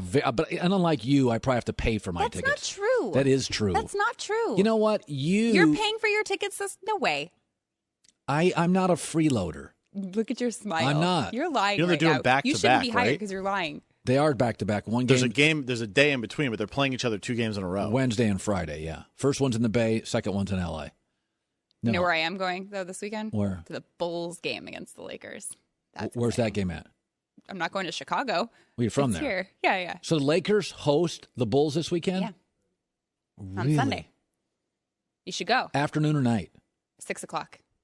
You could do that. There's so much to do in L.A. So There's much. 31 music venues. I got 2. Now USC's playing well. The Rams are starting Jared Goff against Miami. Wow. There's a lot to do this weekend. Bulls in town. Yeah. Next week, Warriors in town. A lot to do here. All right, last hour of the show is coming up. I want to thank Ray Lewis and Joel Klatt, both very, very good. This is The Herd. This is The Herd. Wherever you may be and however you may be listening, live in Los Angeles on iHeartRadio, Fox Sports Radio, and FS1. So yesterday I led my show on Phil Jackson calling LeBron James and his guys his posse. And then I tried to stay off social media. I went on it for about 3 minutes yesterday, and it was just all race talk, race talk, race talk. One of the things I said yesterday, I didn't want to get involved in the racial topic. I did not want to get involved in the racial topic. I don't think the word posse is racist. But there are a lot of words that aren't necessarily racist, but how do you use it and what is it intended to say? That's different. And when Phil Jackson, a really smart guy, calls LeBron James associates his posse, I don't think it was meant as a slur. I think it was meant as a dig, that they're insignificant. They're just guys hooking him up with cars. Now, that's how it landed for me. That's also LeBron James. It clearly landed that way for LeBron James. Again, so many people on the internet are saying it's racist. Well, the word's not racist, posse, or I wouldn't say it right now. But there are words. When do you use them? How do you use them? Who do you connect them to? And so, I mean, if a hockey guy gets into a fight and I call him a thug, I don't think that word is innately racist. There are times I've heard that word used, and I think it implies racial overtones. Okay, but if a hockey guy, Ty Domi was a thug, I don't think the word is a slur, but it can be used in instances where it's more consequential.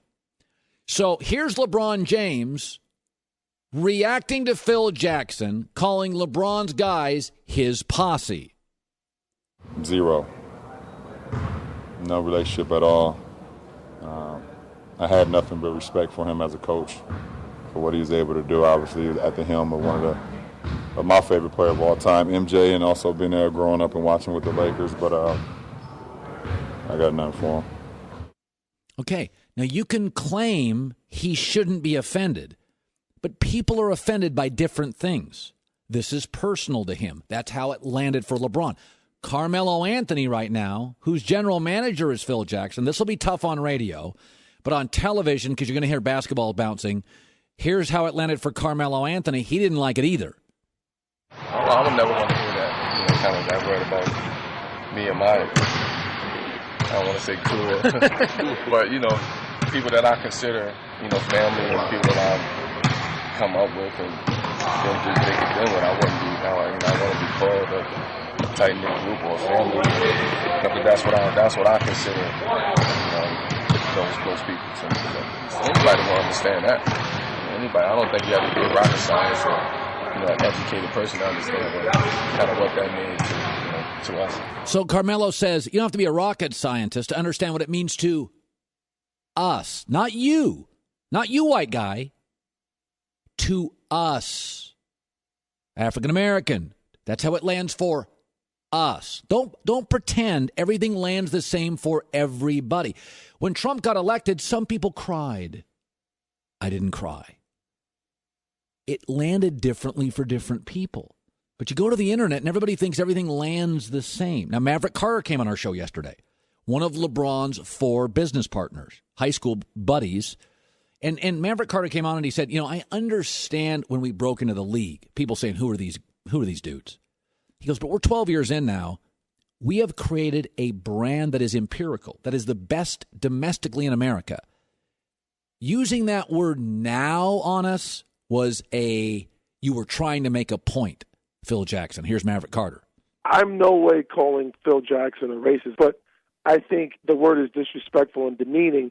I was talking to the owner of the Cavaliers, Dan Gilbert, who rolls around with 15 every game. It's his wife and his kids, but it's also his best friends. They're his partners. And he says no one ever refers to us as a posse. So I took it more as demeaning. Yeah. I didn't take it as like a racial slur.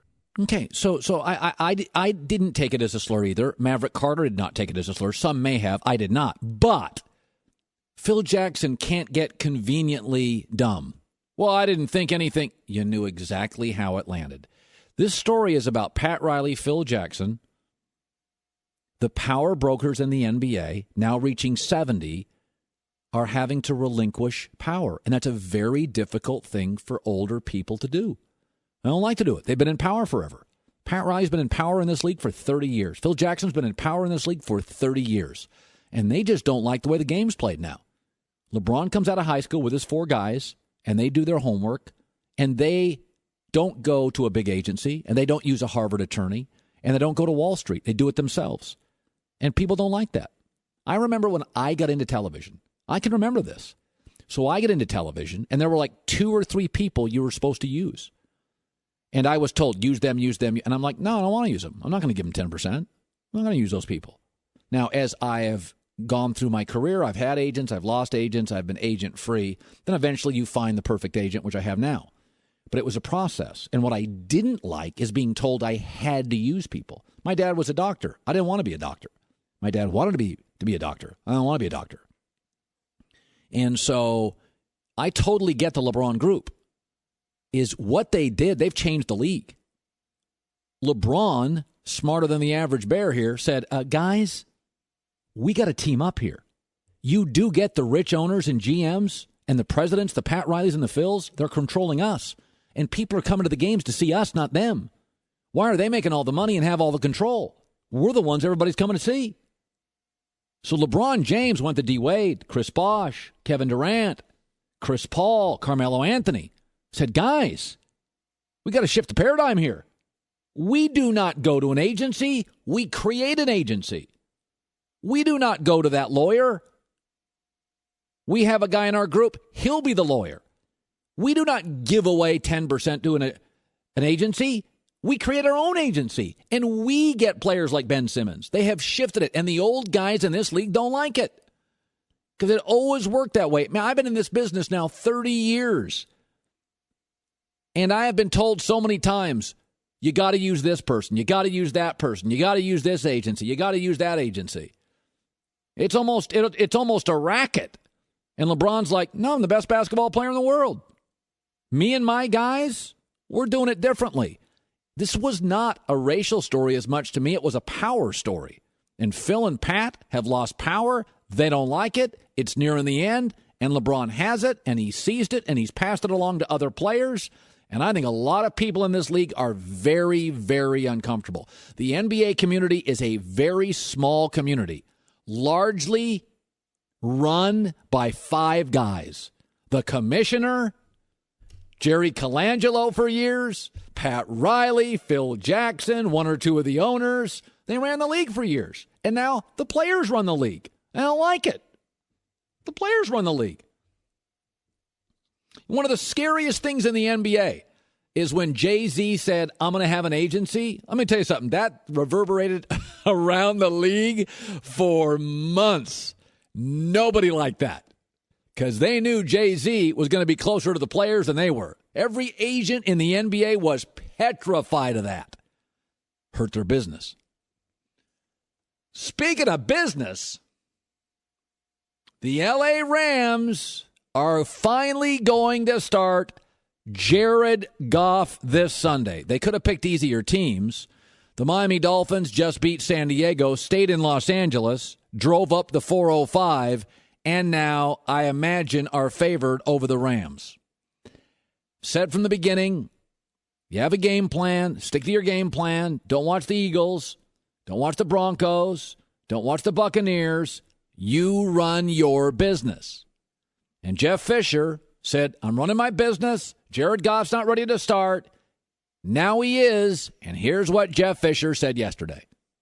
It was just Jared's, his progress and the progression week after week after week. Preparing to be a 2, preparing, to be a play away from going in. And, when he got the reps, over the last 3 or 4 weeks, they were right. They were good. They were good decisions. And so it was time. Here's the thing.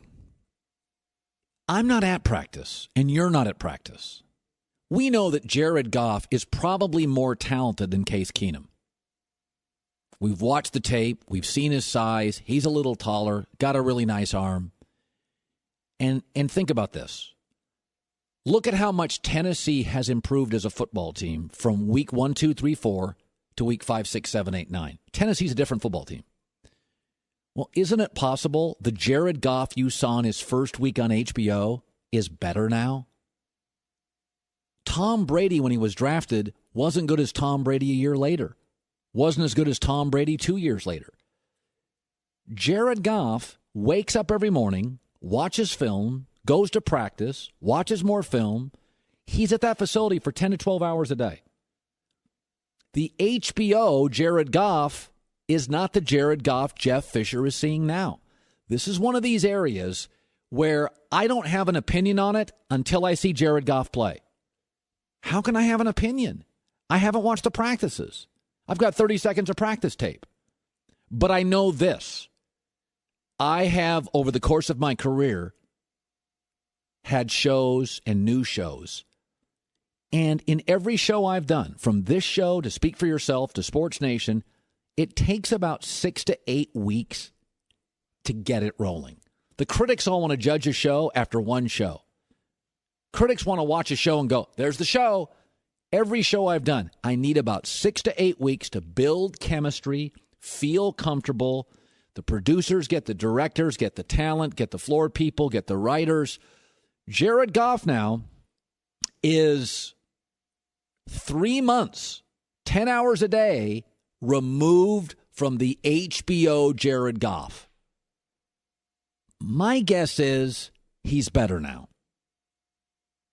And if Case Keenum's averaging 6 to 9 points a week of offense, my guess is they're going to score more than that, or he wouldn't play him. So I think we're forgetting The Tennessee Titans are a different football team from the first month. Why can't Jared Goff be a different football player from the first month? Doesn't that make sense? 10 hours a day? I mean, if you're starting a new job, ask yourself, you're a sales guy. Your first week and your 10th week, you're like a different sales guy. You know the product, you know your territory, you know your boss, you know what you can get away with, you know what you can't. Let's just watch the game. I can't have a strong opinion on this. Let's just watch the game. Great to have you in. The big story today was Tony Romo. I'll get to that in a little bit. Christine just asked me the strangest question out of nowhere that I've ever been asked doing this show. Christine looked at me and goes... Christine looked at me and literally said, "Do you like gravy?" I'm like, "That's random." It was, but then you started really going into detail about it, and then Goulet got involved. So it's a good conversation starter. I don't seek gravy out, but occasionally it comes to you. Right, but I would never order gravy. I don't ever wake up in the morning thinking, "God, I got a thirst for gravy." I've never once in my life wanted gravy, but if it accompanies something like dressing, then I would, like, dressing by itself is dry. Disgusting. So, yeah, but I've never once had a craving for gravy. Yeah, every morning turkey. every morning I have one of these things. Okay, it's like it's a juice. It's a green. No, it doesn't look very good there. That's disgusting. No, see, but I crave that. And Okay. then I have a coffee every morning. I crave that. Right. And then in the afternoon I have a small sandwich. I'm hungry. I crave that. At night I have a cocktail. I crave that. Mm-hmm. I've never once craved gravy. Well, if you think about it, it's like the fat parts of the meat mixed with like some sauce. That's disgusting. If you really think about gravy. Well, a lot of things are disgusting. Taking a bath is disgusting. You're soaking in your dirt. That's why you have to shower first and then get in the bath. Nobody does that. I do. You're a weirdo. You're shaking hands. No, I mean, shaking hands is disgusting. It is. It's disgusting. Guys come up to me all the time. They're like shaking hands. I'm like, fist bump, get out of my face. Yeah. Who wants to shake? It's your germs. You've been picking whatever. I don't want any part of it. You ever done a radio remote? Every goober stands his hand out. Oh, good God. I got 30 salespeople here that want to shake my hand. I don't know where they've been. I thought you were going to I have no idea what they did in the last hour. They could have, you know what? They could have had their hand in gravy for an hour. I don't want to shake anybody's hand. Taking a bath's gross. Shaking hands is gross. Gravy. A lot of stuff we do is gross. These microphones are probably really gross. Disgusting. You ever we think spit on them. You ever sit in a plane and watch or smell or listen to somebody next to you for 5 hours? Like it's one thing to fly from LA to Vegas. Sit next to somebody for 6 hours on a flight. It's not healthy. Have you ever thought about where your By the way, head leans back onto? When's the last time you were in a hotel bed? Oh, can I really fast? I just read this thing. They did a test where they put like a sticky note inside the sheets and booked the hotel under 3 different names for 3 different nights. Never changed the sheets in most hotels for 3 different stays. That's why I sleep in my clothes at a Marriott. That right there. Or bring your own sheets. Yeah. There's a lot of stuff we do and we just take for granted. You would never buy a used mattress, but you'll pay $300 to sleep on one for one night. Yeah, it's weird. By the way, can I just point out that this conversation is all happening because I asked you if you liked gravy? Yeah. Well, that's weird. It's kind of crazy. I'm telling you, it's a conversation starter. So last night I did something that I now regret. I could have watched NBA action. I could have broken down NFL film. I could have spent time with the family. But instead, I made a choice, and it was a terrible one. So last night, because I follow the United States men's national team, and they were playing Costa Rica in a qualifying game, I went and watched that at a bar with Alexi Lawless and his beautiful wife and his friends. And it was 2 hours of hell, because we're terrible. I barely like the country right now. We are awful, and they're going to fire Jurgen Klinsmann. And I have defended Klinsmann forever. But for years and years, here's what I know about soccer fans. Soccer fans have this little body armor, this little shell built around them because they feel that the media doesn't respect them. I have tried to show my love for soccer fans. I have tried to not be one of those sportscasters who doesn't acknowledge soccer. I am not an expert, much like UFC, but I've embraced soccer and I've embraced the UFC because, number one, they're good for my business. And number two, I find UFC interesting. Not every fight, but Conor McGregor, yes. Ronda Rousey, yes. I don't find all soccer captivating, but the United States men's national team, I find captivating. It's my country, it's my team, and I follow them. Now, I'm not a soccer expert, but I was never a musical expert. I could watch American Idol and tell you Carrie Underwood's really good. It is not hard to see great, folks. You could have seen A-Rod in high school. You would have known he's a Major League Baseball player. You could have seen LeBron James at 16. I did on TV and knew he was going to be a star. I saw Tiger Woods at a junior and knew he would be great. I'm not a golf pro. Great is not hard to spot, and we don't have much great. And I've been saying for years, in football, to win big, you got to control the line of scrimmage. In soccer, to win big, you have to control the midfield. We're not good in the midfield. We're pedestrian, and we are average. Germany's not, Brazil's not, Argentina's not, Belgium's not, Ecuador, Chile's not, Portugal's not. We are average at midfield. We're not creative. We're pedestrian. And last night we got smoked. 4-0. Qualifying match. We may not make the World Cup. And you know what? I don't know if it's the coach, but I know this. I don't have to be a soccer expert. The New York Times this morning, they cover soccer year-round. What was their second line in the story? The midfield had little presence. Thank you. Josh, Ethan, all you 16-year-old soccer kids, I know I look like an old man who likes baseball. You don't have to be an expert to see great. Christian Pulisic is a great talent. Michael Bradley at midfield, no presence. You cannot beat Belgium, Germany, Argentina, Brazil, Chile, Peru. You're not beating those countries with what we offer at midfield. You're just a football team with a flimsy line. That's all you are. You're a football team that's great on the perimeter. Why are the Cowboys good? Not Des Bryant. They roll over you at the line of scrimmage. Why are the Raiders good? It's not Amari Cooper. It's the offensive line. Why are the Seahawks good? Trenches. We have no midfield presence. Therefore, we may not make the World Cup. Christine with the news. No. Turn on the news. This is the Herd Line News. The Spurs announced that they are going to retire Tim Duncan's jersey number 21 on December 18th. They'll do a post-game ceremony. I'm really worried about Greg Popovich. He's been very sad so far this year about not having Tim Duncan around, so I think he's going to be sad. He, I think, is the perfect example of a big man, right? One of the best big men. Oh, God, yeah. Okay. One of the not-so-good examples of a big man is Dwight Howard. And he has a new take on what he would like to do to alter his game. Actually, it's something that we all work on every day in practice.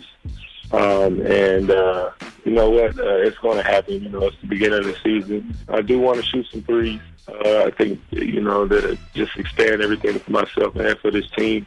But right now, my team needs me to dominate the paint. He wants to shoot more three-pointers. Yeah. What makes him think, and I usually defend Dwight Howard, but what makes him think if he can't hit a free throw that he can hit a three? Okay, so ask yourself, Tim Duncan and Dwight Howard, one is a legend, one is a disappointment. Yes. Do you think the difference between the two is talent? No. Either do I. Why is one a legend and one an underachiever? I have my theory. What is your theory? My theory is that Dwight Howard doesn't love basketball as much as Tim Duncan does. I think that's a big part of it. And this goes to what I say. When you watch Kobe Bryant, Michael Jordan, Tim Duncan, LeBron James, everybody thinks it's DNA. Was LeBron James' dad a great basketball player? No. Was Tim Duncan's dad a great basketball player? Tim Duncan and Dwight Howard, juxtapose those two. Duncan's one of the 10 best players of all time. Dwight Howard is one of the 10 best center talents in the last 20 years. Look at their careers. Dwight Howard's talking about shooting threes.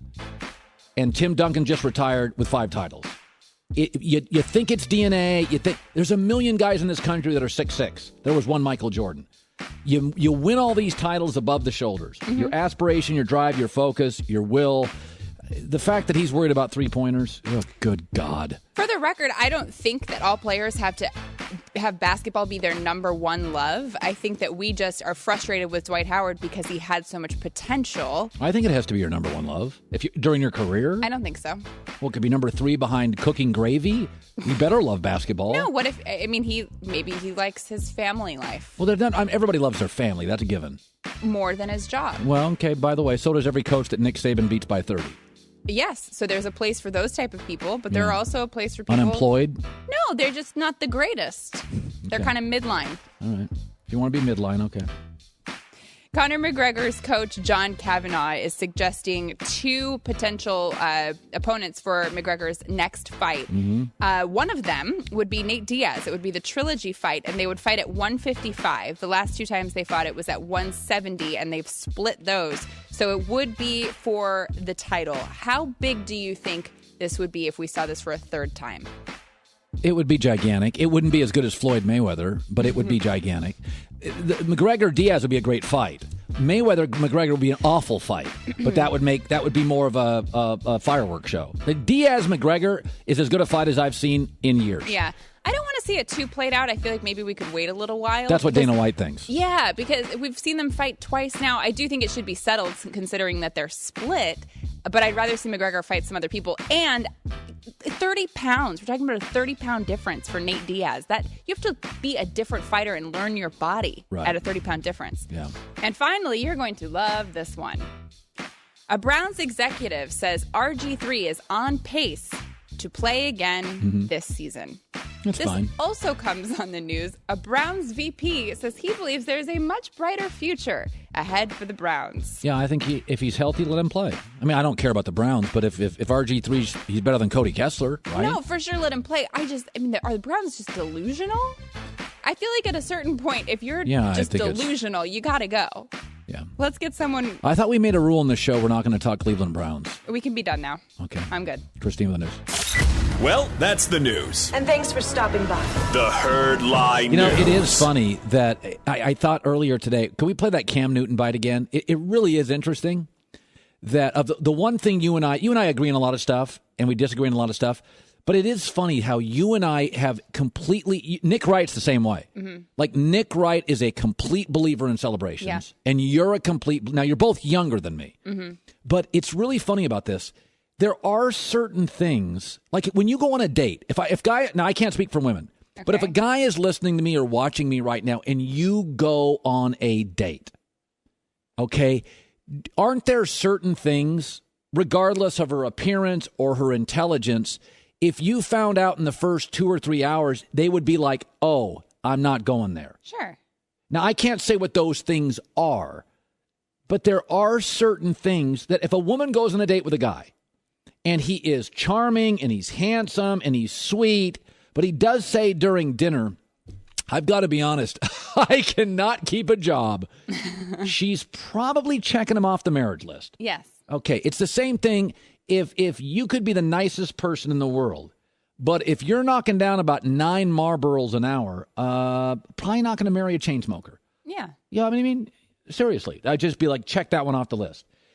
My thing about celebrations, that any player who fights for them, that they hold any value, it's one thing if you celebrate. Mm-hmm. Like when I had my daughter, I could not contain my emotions. There was like a minute there where I was like, oh my gosh, look what I created. I mean, my body temperature changed. Yeah. There is a difference between Tom Brady scores the game-winning touchdown and celebrates. There's a difference between that and celebrations meaning a lot to you. Again, I don't wait to get a paycheck and go buy lottery tickets. It means nothing. But I've bought a lottery ticket. Like I've literally gone into a convenience store, bought purchased a water, and then said, "Oh, it's a lottery ticket. It's up to $300 million. I'll buy one." But I don't wake up in the morning thinking I get paid on Thursday. I got to go to the Piggly Wiggly and buy my $150 of lottery tickets. There's a big difference between those two, and that's the thing with celebrations. It's one. If you celebrate, it's fine. But if they mean something to you, that's all I need to know about you as a player. Well, how do you know if it means something? Because Cam Newton said this. So let's listen to Cam Newton. Celebrations mean something to Cam Newton. I'm out. Here he is. Football is hard, man. I can't stress it enough. This is a tough sport. It's physical. It's scoring a touchdown, getting a sack, getting a win, let alone all that bottled up and staying here at 10 at night, here at 6 a.m. in the morning. Everything, all the energy that you put, spending time away from your family, all that bottled up into being able to do exactly what you planned and foresaw yourself doing. You're owed something. No, you're not. By the way, Tom Brady puts in the same commitment. He doesn't feel he's owed something. Him saying I'm owed something, that's all I need to know about Cam. I don't think that he's saying that was the wrong way for him to put it. I'll say that. I think what he's saying is I'm owed the ability to feel my emotions once I, score a touchdown or do something great.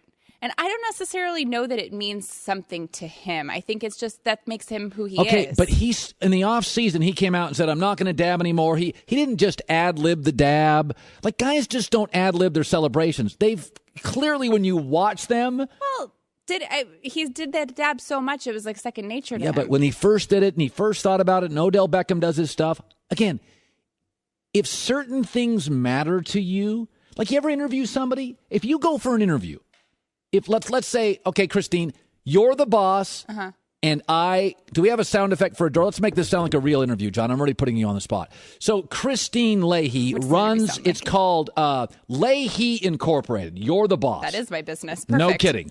So you're the boss, and you're interviewing me for a fairly crucial position. Okay, so you're the CEO, and I come in. So I walk into your office. And you're looking for something. So you've already got kind of a predetermined idea of what you need. Okay, here we go. Good job, Goulet. So, okay, let's do it. What would you say to me? Okay, do it again. Do the sound effect again. Okay, here we go. Hi, Colin. How can I help you? Oh, Christine, how are you? It's a pleasure to meet you. Nice to meet you as well. Okay, ask me a question. What makes you want to work for this company? Can I ask this, though? How much vacation time do I get? I think there's some other questions we should probably get to before that. Oh, that didn't sit with you, did it? No. Because that means something to me. If I ask you that, your initial reaction to that was, whoa, turn off, not hiring you. I suspect you love vacation. Mm-hmm. Everybody loves vacation. Mm-hmm. But if during a job interview you asked about vacation, I'm not hiring you. There's a big difference between liking vacation and it means so much that you talk about it and fight for it. That's where I fall on Cam Newton and Odell Beckham. I just closed the door and walked out, by the way, because you fired me without hiring me. Because they're fighting for the right to the celebrate? idea that you have a celebration, that you've come up with a dance, that you've spent time, it means something to you. Again, Barry Sanders, Troy Aikman, Peyton Manning, Jerry Rice, Walter Payton. I know they're great because it had no value to them. That's not saying Barry Sanders may not have, in a moment of emotion, spiked it, but it meant nothing to him. And that's what turns me off. Celebration guy is always, I got it planned out. I gave it some time. So it means something to you. Okay, but Tom Brady, I forget if it was his first week back this year or his second. He did a celebration too. I believe it was the dab, something like that. He probably thought about that, and it's Tom Brady. I don't even remember it. It happened. I don't remember it. I think you're making it up. I promise you it happened. And I think he did it because he felt so emotional about everything that had happened. Do people understand what I'm saying out there in radio land? No, we do. I think everyone understands. It's just a difference of personality. You don't like By celebrating. the way, Billy White Shoes Johnson was an amazing player in the 70s, and he had this crazy dance. He was a very good receiver. But is that the mashed potato? Yeah, he practiced that. Jerry Rice spent every extra second working on routes. And one was a good player. One's the greatest I've ever seen. Well, I've got to tell you right now. Ickey Woods, by the way, worked on the Ickey Shuffle. Walter Payton worked on watching film and getting to the end zone. Well, I believe that dance is called the mashed potato, and my guess is he didn't need to work very hard on that. It just comes naturally. But it meant something to him. He's a good dancer. Just. It means something to him to be able to express his emotions. It's a very emotional Why can't you game. express your emotions like with a hit? They do. But then you have a reaction to it. It's just who he is as a person. So they're trying to stifle their personality, which I get. You kind of can't just be whoever you want to be. But as long as they're not doing anything out of control. This idea that you can't control your emotions. In college basketball, younger people, 18, 19, don't showboat. Why? Because they're told not to. So this idea that players can't control themselves. Oh, my God, I can't. But why do they have to? As long as they're not doing anything ridiculous. Because celebrations become, that's the thing. As long as they don't do anything ridiculous. If you gave T.O. and Ocho freedom, they did ridiculous stuff. That's the So do problem. you want them to all be robots? I think part of what makes them I'll who tell you they something. are and I'll tell you such great something. athletes is because they're emotional. RFL, the Robot Football League, would be fantastic. I have nothing. The RFL could be an exceptional league. You would love it. So the big story today was yesterday's press conference with Tony Romo. It was scripted, and Christine Leahy was okay with the script. I was going to say the scripture. You were okay with the script. Yes. I understand sometimes when you go into a big moment, you don't want to screw it up. So here's Tony Romo, and I thought it sounded like he was conceding the job this point forward to Dak Prescott. You aren't handed anything. You earn everything every single day, over and over again. You have to prove it. That's the way that the NFL, that's the way that football works. A great example of this is Dak Prescott and what he's done. He's earned the right to be our quarterback. As hard as that is for me to say, he's earned that right. But what is clear is that I was that kid once. I remember the feeling like it was yesterday. It really is an incredible time in your life. So I think both of us felt that we've done speeches before, and if there is a certain number of things you want to get across, you do write them down. And I think he was pretty philosophical yesterday. I don't think it's the easiest thing in the world to do what Tony did. Tony just didn't want to have the wrong sentence come out or his words get jumbled up and then get quoted that he was out to get Dak. Yeah. So now I had Ray Lewis on earlier, and he was fired up about the Tony Romo presser. I thought Tony was authentic and from the heart, but Ray Lewis thought he was a little bit of a phony. I just there's nothing Tony don't know about the game. There's nothing he don't know about the quarterback position, win, losing, all of that. And so this is not an issue that just came up in 1 week. This is something that's been going on all year. So I would have loved to just hear from his heart. You didn't like looking down at the paper. Give me you. Give me 100% you. And you being hurt and maybe disappointed and maybe pissed off, okay, that's fine. It's okay to be that. But give me that genuinely. Like, just come out and say, man, look, what, do I want to be out there? Absolutely. I do want to be out there. I'm not going to lie to you guys. But I can't. And I cannot deny that this young kid is doing something that is very special. And guess what? You got to think about him going in the quarterback room, right, every week to where the coach is grading this young kid. Yeah. And you're watching this. Yeah, Tony's in the room. He's in the room now. And he's listening to what the quarterback coach and everybody is saying about this young kid. And so that's your message. Your message is everything you've seen. I'm sitting in the room with this guy. I'm watching the coaches praise this guy. It's his turn. Yeah, am I disappointed? Absolutely, I'm disappointed. But when I watched that yesterday, you know what I thought, Ray? Yeah. I watched his body language, and he wrote it down to be careful. It was like, it's over. Like it was saying, now barring an injury, it kind of felt like it's conceding. I'm going to agree with you on that. I'm going to agree because it's like, I always use the analogy, you think about the Serengeti, right? When that lion comes by and you ain't taking care of your pride, he going to try you. The king going to try the king. And there's a young lion in Dak Prescott who came in and now has this opportunity, man, and I'm telling you, Colin, why I don't know why he's not the front runner for MVP. Like, we have not seen a rookie quarterback come do this in years. Peyton didn't. Not in this league. Eli took 6 years. Yeah, you can go all the way down the line. So why aren't we doing it? I don't. Well, he's a rookie. See, but this is going back to the distraction on what I'm speaking about. We keep focusing on if Romo's going to get back in or not. We should be focusing on this young boy got his team 8-1, the best record in the National Football League, and he plays for the Dallas Cowboys. Dak Prescott, front runner for an MVP. I don't see nobody else. I'm not putting nobody else above that right now because of his body of work and what he's done in this one season. Now, did you? Now again, you and I are going to disagree with this. Listen, for the first 6 years of Romo's life, that organization, that offensive line was a joke. Now you played in Baltimore. You had a good GM. You mostly were surrounded by good players, and you've told me often that one of the reasons you were able to excel because the defensive horse is in front of you.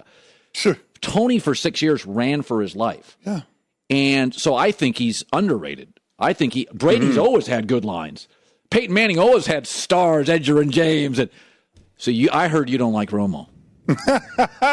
Could be honest. No, that's not true. That's what they say. That's not true. I like Romo. But what I'm telling you is right now, Romo is clearly the answer for Dallas is Dak Prescott.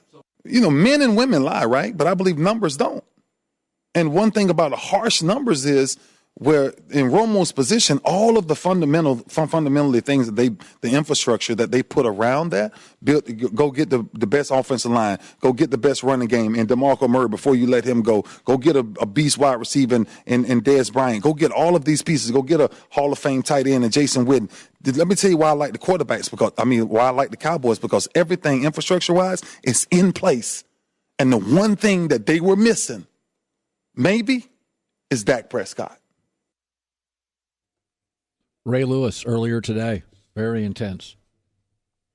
I think speeches like that, like what Tony Romo did yesterday, like I talk for a living on the air. It's no big deal. I never think about it. Right. I just talk. Mm-hmm. About once every 3 or 4 years, I've got to give a speech. I'm terrible.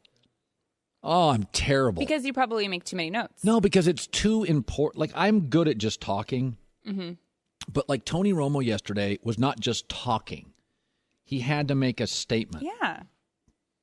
And he was pretty philosophical. At the very end, here was his last bite. It was pretty deep, I thought. Or two enemies going on. One with the man across from you. The second is with the man inside of you. I think once you control the one inside of you, the one across from you really doesn't matter. That's pretty deep. And I thought that told the story of the press conference. This was not about football. Mm-mm. This was about Tony Romo understanding where he is in his life, what matters to him, coming to terms with his current life and his life moving forward, and it won't be football in Dallas. And I also thought watching that press conference, you got a real good sense that Tony and Jerry Jones had long conversations about this, and that Jerry's very pro-Tony and pro-player. And I think Jerry has probably said, listen, Tony, we'll make it work. We'll find a place for you. We'll my theory earlier that John hates because he's a Cowboy fan is if you go look at the records in the NFC right now, Dallas 8-1, favored to win this weekend. Seattle's the only one close. I think they're going to end up resting Dak Prescott last week and playing Tony Romo to showcase him for the rest of the general managers in the league. And then that would be Jerry Jones's favor to Tony Romo. We're playing Philadelphia. I don't want Dak to get hurt. We'll showcase you for the last week. What if he breaks a collarbone again? You know what? You got Dak Prescott. It's a valid point. His trade value is not going to be very high. Well, I don't think it's trade value now because people don't remember Tony playing. I think that everybody's questioning his health. All right, we got to get out of here. TheHerdNow.com. Go to that website. Peter King stops by tomorrow. Thanks so much. See you tomorrow. It's The Herd.